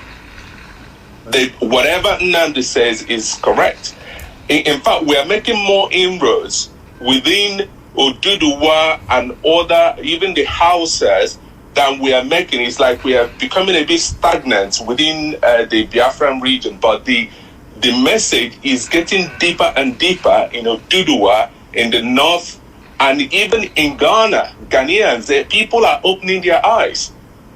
So keep to what you're doing. That is the right track. We can never lose focus. The zoo is shaking. It's rocking, isn't it? It is vibrating. It is rocking. It is rocking because the seed is growing. It is rocking. It's shaking. So we can never lose focus. People who want one Nigeria, when everything is set and done, they can go back to wherever they want. But you're comfortable in England. Why would somebody as comfortable as you are in England be concerned about freedom back in Biafra land? Why? Why don't you just give up and say, like those in some of them in Abuja and Lagos, and say, to hell with it, I'm in England? Because my homeland is Biafra. That is where my ancestors were born. That is my homeland. And the freedom of my people, the freedom to go to their farmlands, the ancient farmlands, to go to in my dialect, they call it go to Umuhu and go to ancient home. It is something that it is our right, and we can never lose sight of that. England, my children and my grandchildren are not English. As much as they were born here, they are raised here, but still there is a place called Uhu. You should understand what I'm talking about. Of course, yes. Homestead, where you come from, yes. Your roots, where you came from. So that is why we must fight for Biafra to come to pass. Thank you very much, my dear brother. I am very grateful. Thank you very, very much for that. The caller on the line, can you hear me now? Somebody's on the line, they don't speak. Can you hear me? +7. Can you hear me? Not serious. The caller on the line, can you hear me? Yes, good evening, I can hear you. This Shama Thank you. Please raise your voice. Come away from your system and raise your voice, please. Your name and where you're calling from? Okay, my name is Isioma Emmanuel Ejimadu Anele. I am from Imo State. Hello? I'm listening to you. The world is listening. Please go ahead. We are all listening to you. Go ahead. Yes, I've been trying to reach you. Even the other day I tried to call in, but I couldn't get you because there's a lot of callers. I'm calling today just to make a point on what the prophetess said. I listened very carefully to what she said. First of all, sorry to take you back. I live in France, in Pau. So I am a singer-songwriter. I sing in a church. And I see a lot of people who call themselves prophetess here. And most of these people, they are Yorubas and all that. What she said, she might be correct on her own part, but I want to clarify something. There is nothing like prophetess, even in my Bible. Are you serious? Yes. But how about this very part in Exodus, where it says, and Miriam prophesied, and Miriam prophesied. Is that a different translation? Is it a translation, or is it called translation? That's a different translation. Miriam prophesies, like you can prophesy to yourself what you want. Like you can prophesy, I want this, I want this. That's not the prophetess thing. Miriam prophesies. It's a different translation. Now, this woman that have come to say these things, all we want is Biafra. We want Biafra to come. We don't want restructuring or one Nigeria. This thing she saw is at the past. I will put it on her that she might have seen something from the devil, because devil also give visions. Devil give bad visions to people of God. Yes, devil does that, because if it's from God truly, God will send it to people, someone like you who is a freedom fighter. God will send that same vision to the Nigerian government, who are the bad people. God will send that vision to someone, or maybe to Aisha Buhari, so that he will open their eyes and see if he will tell them that this is what I want, this is what should have been, this is but what they have seen it, my dear sister. They have seen the vision. They have seen that vision is division. The vision they are seeing is division. And that's what they're running from. That's why they don't want the Southern either. They don't want anything to tamper with the zoo. They are seeing the vision, and that vision is division. Go ahead. Exactly, sir. So that woman, to me, I think is wrong. What she saw was not the correct thing. What she should be seeing now, that's why I made the comment, she should go back and pray and ask God to show her correctly what she saw, because that is not the real thing. What she should be seeing now is Biafran freedom and how Nigeria is going to be destroyed. Because God is at the edge, that because God he has turned back on Nigeria already. Because I see it also in my visions also. I see things about Nigeria, which I can't come on, I don't want to be saying it, but I know that that is not the right thing from God. So we shouldn't listen to that woman, because some people are like that. I'm sorry to say, I'm not castigating her. Some people are like that. They all use charms and juju to do all this prophetess thing, and, just to get money from people, to prophesy to you, to tell you this, you become this. That is all a lie. Thank you, sir. Thank you very much, my dear sister. Thank you very, very much for that. An eye-opener, if I may say. The caller on the line, can you hear me? I have a caller on the line. Can you hear me? No. The caller on the line, can you hear me? Yeah, I can hear you. Thank you very much. I'm calling from Las Vegas, Nevada. From Las Vegas. In Abacha and Las Vegas. Are you doing gambling? I can't do gambling. I know in Vegas they do a lot of gambling. Please, your name once again, if you may. My name is Chimo Odunze Mazinanika. Odunze, welcome. Thank you very much. Please go ahead. Yes, like what our prophet has said, if God so loved Nigeria that he has been giving us Obasanjo, Gowon, Buhari, even our brother Jonathan. Now, this kind of love, love to grow, all the people. You guys are making me laugh, honestly. This Biafra we are fighting for, two major type of people are most threatened. One, our political leaders, two, our religious leaders. No matter the front they come with, no matter the name they come with, prophetess or bishop or his royal highness or his holy of holies, whatever thing they come with, they are threatened because of they have laid so much foundation on. They've been ripping off. Our political leaders have been ripping off. We will cry to them. They will take the little ones we have in the name of tithe and seed and offering. So they are most threatened. Now people talking about restructuring because of like I commented on Mazin Airpark post today. They've been talking about because of this restructuring they killed 5 million Biafrans Igbos in 1967. Yes. 2020. Yes. 2020, they're still talking about restructuring. And I asked them after how many years? After how many years? After how many years? 50, after 53 years. 53 years. After death. After killing 5 million people, confab after confab, constitutional conference, everything, even 2014 here, only yesterday. Yet he hasn't come. And yet God wants to still give us something. I don't understand. At this level, we're not supposed to be deceiving ourselves. They've used that word to deceive us, to delay us for a very long time. We're no longer going to stand for that word. You want to restructure a country or that doesn't have a structure. How can you build it? How can you restore it? How can you build it? You want to build a 3-bedroom flat on a bungalow. You first of all scatter the 3-bedroom flat and start to build a foundation that will carry a 3-bedroom flat. You scatter the bungalow and build a foundation that will carry the 3-bedroom flat. You can't build a 3-bedroom flat on top of a foundation of bungalow. It will collapse. So there's no structure to be restructured. Now you're talking about restructuring. Because of restructuring, common sovereign national conference that was not, they're not even supposed to touch every part. So just was meant to aid a little part of the structure. They vowed that they will dismantle Jonathan. They chased away Jonathan because of him calling for sovereign national conference. How does that make sense to anybody? There is small common electoral reform that they ask them. Reform electoral reform now so that people can vote from any part of the world, so that there will be accountability. So that when they're after election, within 1 hour, there will be the result to be announced. Common electoral reform. They cannot do that one. Now you're talking about a whole restructuring. You're talking about them. They've changed us, they've gotten us where they want us. So what you're saying is that even the simple things they can do to make life better, they cannot do it. Talk less of a much more bigger thing that will bring freedom to people. Common electoral reform. Common time, this little one, they cannot do it. And you're talking about collapsing a nation. The structure, they take away the oil wealth from Dantata, take away the oil wealth from Rakita. And that's the structure we're talking about. You take away the oil wealth from them. And you want to restructure that. You want to sit down and listen to you. You want to give Eastern region economic independence.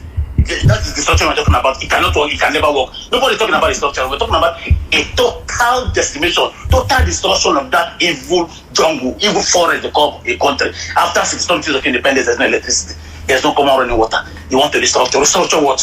Prophetess come and give prophet. We should stop listening to these people. There's one person God has given up to us, which is Marginal Nikano. Then they know. Then they are doing every nonsense.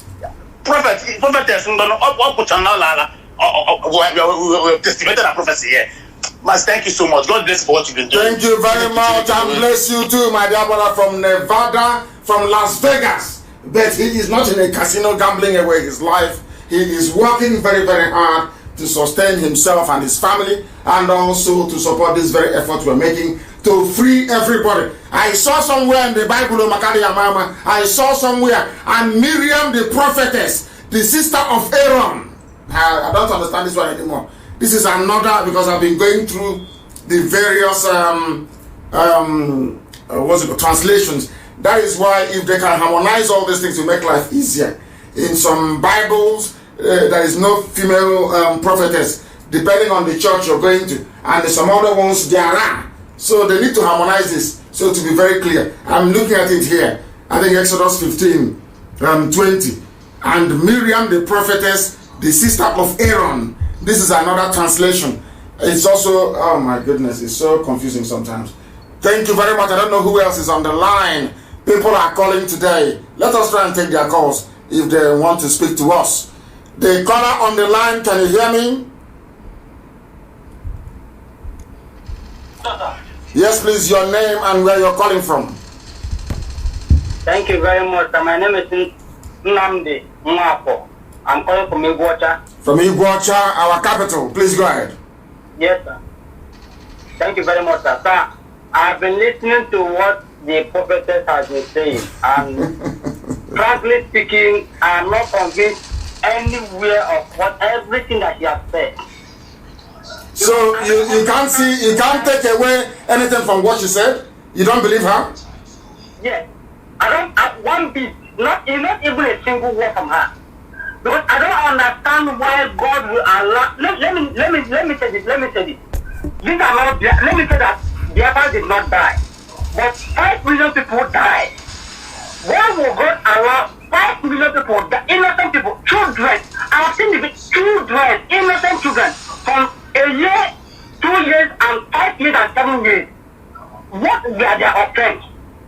That God will allow them to die, to suffer such pain. I'm so pained in my heart because I don't know why would God allow such things. I was trying to send a message to know that to answer, does human being create a nation? Just answer the simple question. I've not seen, I've Googled, I've searched in YouTube, in Google to know if there's a place that human being will create a nation. I'm not seen that such answer. It doesn't exist. There is nowhere in the history of man except Africa that a human being can come and be credited with it. Do you know what insult that is? Do you know how insulting it is? Oh my goodness. That a man, a fellow human being created a country for you. Kyle, come on. That's terrible. I was so ashamed for her to even speak of such. Because I don't understand in a place where in Africa we exalt insult. We exalt it in a way that I think God how can I be bearing a name that a prostitute, a concubine, not even a wife, but a concubine of a murderer will give me, and I can never accept me. I can never ever accept I don't know how to comprehend this. I've researched after all of it. I've researched everywhere, but I don't see where a human being can create a nation. Now he's telling us that we should allow the God to our God, not my own God, not only him, to take care of every other saboteur. The people that are fighting against us. The same Fulani people are butchering our sister, our mother, killing their part in forest. I was a witness. I'm telling you, when I was 7 years old, I was a witness to an attempted rape to my own mother. Hey, your own mother? Yeah, I'm telling you this. If I arrive in the elevated palace midnight, I tell my own mother. We lived in north. We lived in Papa, in the north. We went to a village to buy bitter leaf because that was my mother's business. A full woman that was supposed to cross a particular river, just a small river. But the man just stood there. We are staring at my mother, just direct into her eye. Yeah. She started. The would not cross. And the man could not cross. So when the man let her cross, she with his knife, she attempted to rape my own very proud. I was 7 years old out of them. I know how I fought. I know I almost sustained injury because of that. Very sad. So how can somebody tell me to live in the same country without perspective? It's not possible. These people are morally serial killer. This is what they do for life. This is what they believe. You cannot stay in the same country with this. It's not possible for me to live in the same country with this kind of people. I understand, my dear brother. I understand what you're saying completely and totally. I do understand, and thank you very much for calling. There was a sister of ours on my Facebook page, actually. Ngozi Obi, she made a comment. She said that Mbaka is also a prophet. He predicted that things will be good with the coming of Buhari. Hey, people are me. Mbaka is also a prophet. This people from UK, they are everywhere this evening. The caller on the phone, can you hear me? The caller on the phone, can you hear me? I wish they can. The caller on the phone, can you hear me? No. The caller on the phone, can you hear me?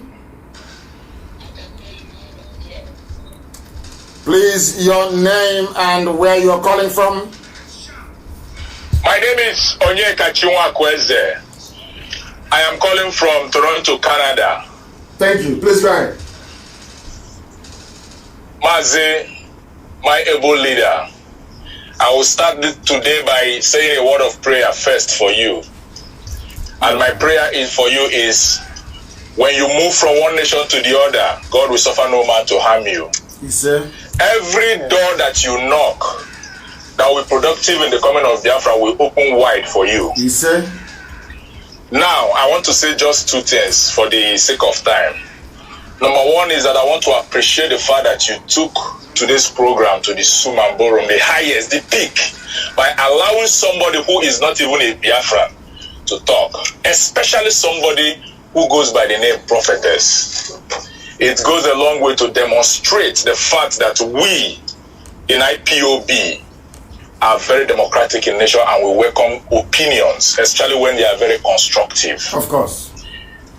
Mazi, for the woman who said, the prophetess, I may say, that made her own submission, is for me, I welcome everybody's opinion. But sometimes we also tend to look at what their opinion means to what we are doing. Her own, whatever God showed her, whatever she saw, whatever she heard is an aberration to what we are doing. And personally, I don't welcome it. Because somebody wrote succinctly and said, what God revealed to People's General Demego Ojukwu as far back as 1967 is what the prophetess is saying in 2020.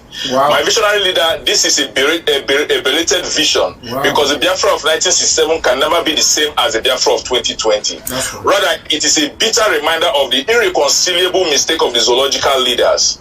We are many years ahead of the enemies. So forward ever and backward never. We will never go back. Amazing. This thing was written by Kazi Azubike. Wow. And my last... Hey, where are you? Don't tell me this line has crashed again. Has it? Hello? I think it has. It has crashed again. It crashed before. No, I can hear you, my leader. Oh, go ahead. Please, go ahead. Yes. Go ahead, please. Yes. My last submission is, please, today's program is an unusual one because the kind of contributions I've heard today, I've not only learned from you, I've learned from many contributors. Me too. I've learned from all of you. Even the last one you said. Remember, our brother here said, you cannot have restructuring where there is no structure. I'm in love with that structure. Oh my goodness, it's beautiful. Please, Mazi, please use this platform to appeal to our people, not to only wait until you come on. We have various radio stations that they can call and educate us. The two people that spoke from London, they are very seasoned professionals. Yes. Every other person that has spoken very well. We need them to come to our radio, the USA radio, the South Africa, the Biafra land, and talk to our people. This platform is a citadel of learning. Please, Mazi, may Chukwukabiyama continue to bless you. Whenever you speak, may you speak wisdom to us. And when we hear, may we not be only hearers, but also doers of the word. Thank you and God bless you. Hey, Wachineke, he said, thank you very, very much. Thank you very much for that. The quality of colors we are having today is just amazing. Absolutely amazing. It's unbelievable. You cannot have... Please, can somebody post this on my page, please? I don't know his name. Oh, I wish I knew his name. Just say from a color. You cannot have restructuring where there is no structure. Does Nigeria have any structure? I don't think so. I do not think so at all. Don't tell me this phone has crashed. This is absolutely pathetic. Absolutely pathetic. It keeps crashing. I don't want to do bad market for them, for iPhone, but they're not doing very well. The caller on the phone, can you hear me? Yes, sir. Master, good evening, sir. Good evening to you. Your name and where you're calling from? I am Prince Samuel Ernest. I'm calling from Dakar, Senegal. Your name is Onyechuku, not your Igbo name. I don't want to hear that again. All these English names, they make me sick. Your name is Onyechuku. Please go ahead. Sir, please, I want to thank you for all the privilege that you have given both Biafrans and non-Biafrans. But my very opinion to what the so-called prophetess said is that I don't want to hear such a thing again. If God sent her a message like she claimed, or God revealed something to her, why don't she go straight to the Yoruba kingdom and to the Asura, to the presidency or whoever that is in Asura there? Why don't she reveal the same thing to them? Why don't she talk to them? Must it be you, and must it be now that we are ahead of things, that we are about to liberate, that she will wake up to offer such an utterances? To me, I don't value such a thing because she has no idea what Biafrans have gone through and what the Eastern region people has ever gone through since 1960 till date. Now, the so-called, the same God that she claimed she had from, I want to know, does this God suck blood? No. Does this same God support the killing and the humiliation of human beings? The one he created in his own image? I don't think so. So, God supports the same thing, and why would God reveal such a thing to her? That people will be raped, murdered, and slaughtered, even the same people that are God's own children, preachers of the God's word, according to maybe some of those reverend fathers who have been slaughtered. Are they not men of God? Does even the Lord support his own men to be slaughtered? I know. I wonder why some people behave and reason abnormal. If she's paid to come and say such a thing to deceive us, we are more than ahead of her own thing, her own thoughts. I wouldn't think so. I wouldn't go that far. And thank you very much, my dear, but I wouldn't go that far to say she was paid. No, she's just giving her opinion, which we respect, but respectfully also disagree with. The caller on the line, can you hear me? Yes, sir. Good evening. Good evening to you. Your name, please, and where you're calling from, if you may. My name is Emeka Nwafo. I'm calling from Gothenburg, Sweden. Gothenburg, Sweden. Please go ahead. I have two things to say to you, sir. Please say it.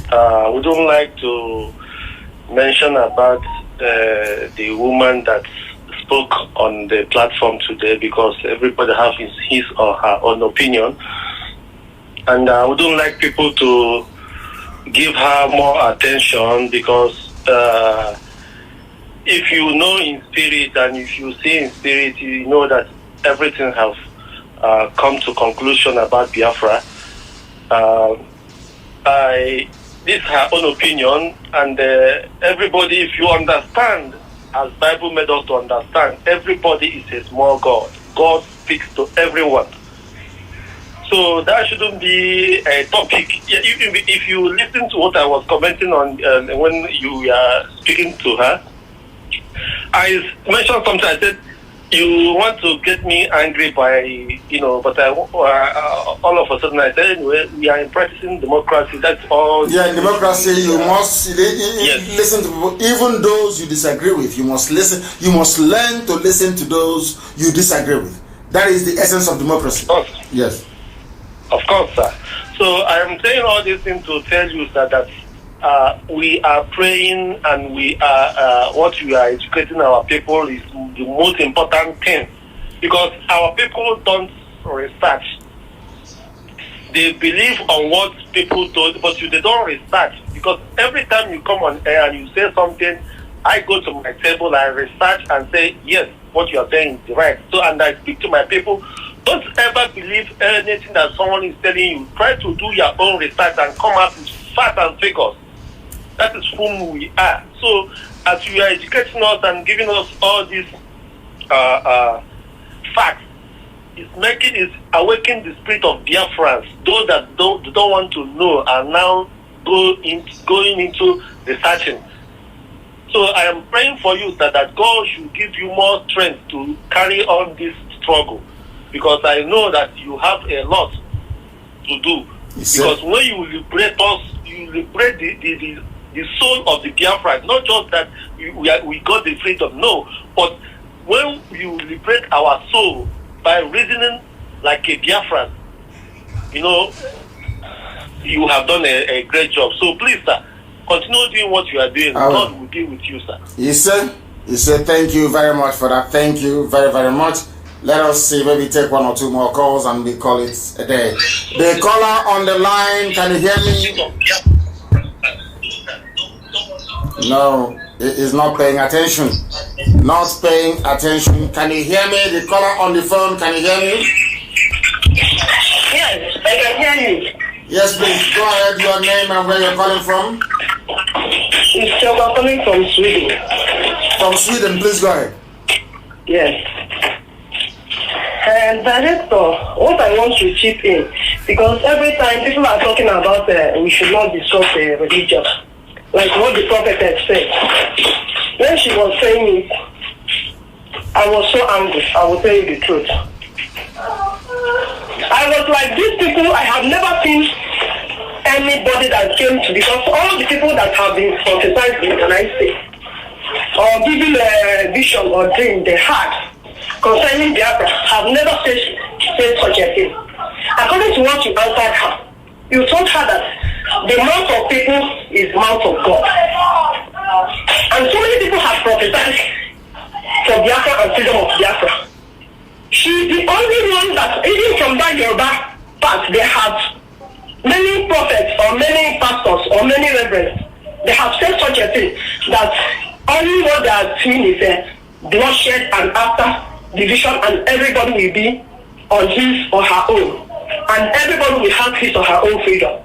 She's the only one that I have seen that came out saying that she saw. But what I'm asking myself when she was saying all this is, have this woman ever been in the northern part of Nigeria? Because if this woman has been in the northern part of Nigeria, even before this whole scenario that is happening now, coming down to the east, you will see that our people that are living there, every minute of their life, every day of their life, they are living in fear. When I went there, for 1 year I sat there, I was like asking myself, why are you people comfortable where you are living in fear? Now, that same fear that they are living in the north is the one that they have pushed down and moved down to the south. And even when you from here went down home, you will be living in fear, even in your house. You'll be afraid in the night what will happen. Because it's happening now. Even in my own village where I'm coming from. The last year when I went home, one they cut his head and they raped one, the same two animals. And these people, all these people that are prophesying about one Nigeria, they don't prophesy and give solution. These people always came out to prophesy. That is what I have seen about them. They always see the problem, no solution. But I know one thing in the Bible. Even Jeremiah, even Isaiah, they prophesied June that this is what is coming to the people of Israelites. That if they don't repent, that is the solution. Repent and seek the face of God, and this will happen. and everything will be normal. But all these prophets that are going about, when you say don't talk about Christianity, don't talk about religion, we will talk about it.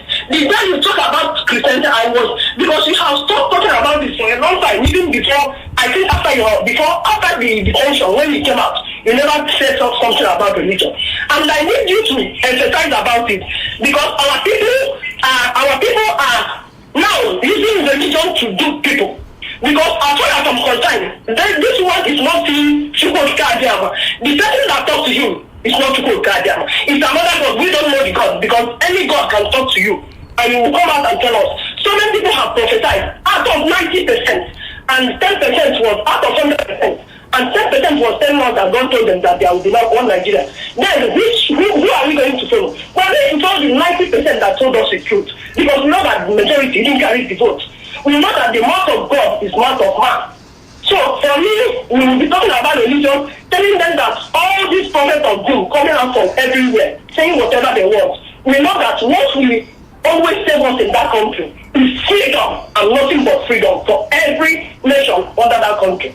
Thank you. Thank you very much. Once again, I have learned something else from you, my dear sister. All our callers this evening are just superb. What she said is very simple.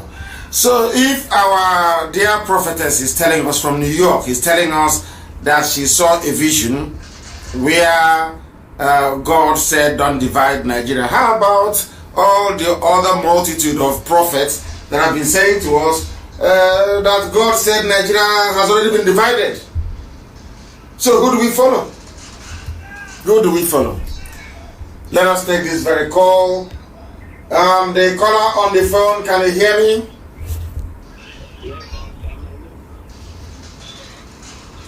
Izuchukwu, stay where you are. Izuchukwu, stay where you are. Let us take the caller on. Is this Sonny? Is that correct? It's Ibama Samson Madabuchukwu. Please go ahead. Where are you calling from? I'm calling from Senegal. Please go ahead. I'm from Amandoba. Amandoba, beautiful place. Wonderful people. Go ahead, please. I'm calling about the prophecy of the woman, of the lady. Hey, according to Simon Ekpa, there is one lady from Oduduwa. She called herself a pastor. She's in support of disintegration of Nigeria. Let Biafra go, let Fulani go, and let the Middle Belt go. And she said, whoever that supports one Nigeria, he or she is a demon. Did somebody say that? Did a prophet say that? Yes, a pastor. Oh, okay. She called herself a pastor. She said that anytime that she preached against what is going on in Nigeria, so many pastors, so many of them used to tell her to stop, but she cannot stop. She is going to say the truth. That's nothing but the truth. That she's not after the offering or the private jet or whatsoever. Many pastors, they're having a private jet, which is very, very bad. And my complaint again, many hospitals in Nigeria, the federal government used to give them 200,000. Now, wait where you are. Wait where you are. Let us take this call. Remember where you are, please. The caller on the phone, can you hear me? And please, what is your name and where are you calling from, if I may ask you? I'm calling from United States of America, Texas precisely, and I'm from Mbise, Adam Bise, one of Mbise, Florence, Dedibet. Thank you very much. Please go ahead. We are in support of you, Gary. We're not shaking. We are praying for you. Thank you. Everybody, all my family, we are here watching you live. Thank you. Don't mind any false prophetess.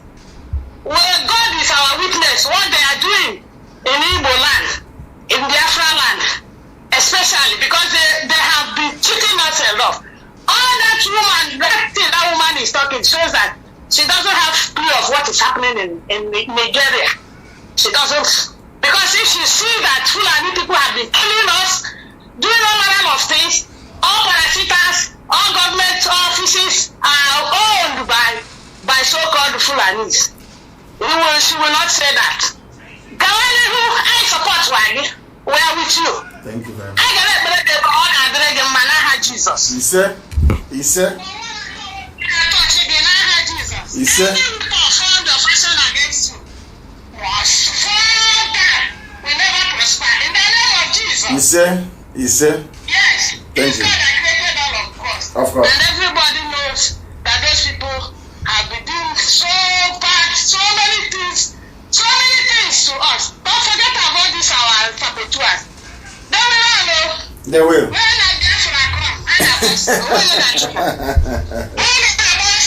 Of course they will. Thank you. Thank you, my dear sister.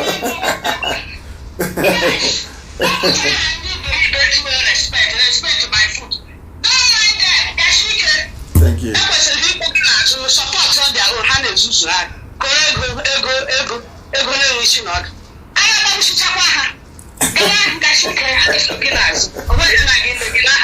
He said, thank you, my dear sister. Oh my goodness. Hey! Oh my goodness, these people are too hot.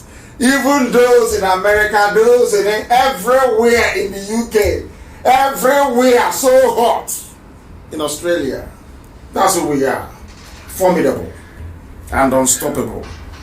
We have respect for divergent views, but we are set on accomplishing this very mission that Chukwu Kikabiama said this very generation must accomplish. And that is why we are unstoppable. Unstoppable. Our march is relentless. And freedom is the ultimate goal. It doesn't matter what the devil does. It doesn't matter what darkness does. It doesn't matter what gossipers do. In fact, I welcome it and I love it. When I go into social media and I see IPOB everywhere, hey! I'm so happy. Because every publicity is good publicity. Very, very important. And that is why we have preached this very gospel this evening, to remind everybody that the zoo is unsalvageable, because as our brother said, you cannot have restructuring when there is no structure. Another one said, what Ojukwu saw 53 years ago, a vision Ojukwu saw 53 years ago, people are not just seeing it now. That restructuring that Ojukwu did not bring, that Aburi that Gowon failed to implement, that same restructuring that confab after confab never delivered. Is it now that the Janjaweeds are in power with no president? And by the way, has anyone seen Oshibago yet? Has anyone seen him? You know, I'm giving them a false sense of security. I just want them to think I've forgotten, and then I'll hit them very hard and below the belt this time around. They think we've forgotten. They are dreaming. But I thank each and every one of you. I thank our dear sister, Prophetess Oshibajo from Bronx in New York. We thank each and every caller, every listener, wherever you are. Somebody just reminded me. I said 1 million people because by the time this program is over, if you give it 2 more hours, you will hear or you will know that nearly 2 million people have been reached. And out of that, nearly 1 million would have listened just via my page. I'm not talking about YouTube. I'm not talking about FM. I am not talking about satellite television. And I'm not talking about Radio Biafra app or tuning or Radio Garden and the rest of it. Everywhere around the world, people are waiting to embrace our freedom. And that is why we say that here, there is no subject that we cannot broach. There is nothing we cannot discuss. But I must say to our people that respect is reciprocal. Keep your mouth shut and nobody will talk about you. As for respect, we shall respect those that deserve it because, again, respect is reciprocal. If they respect us, we respect them. Respect for our elders in our DNA. We must respect those who respect freedom. We cannot respect those that keep selling us short to our enemies. That is why our resoluteness can never be questioned. Allow me to repeat, we shall respect our elders. Yes, because I too, I am an elder. So we respect those who are older than us and those who are younger than us, but not when we are misbehaving. If I misbehave any day, I don't expect you to give me any respect. I expect hatred and venom in return. I don't even deserve pity. Because I know I would never fail. I know I would never, impossible. From now till the kingdom come, impossible. I can never. Impossible. Because I know my mission on this very earth. That is why we proclaim with every certainty, with every assuredness, and every conviction, for those who do not know, that to us Biafra is much more than even freedom itself. Biafra is beyond the comprehension of mere mortals. To us, this family, this IPOB, Biafra is in fact our religion. And here on radio, Biafra is where we worship, because Elohim Adonai El Shaddai is our God. From me, from here, it is good evening.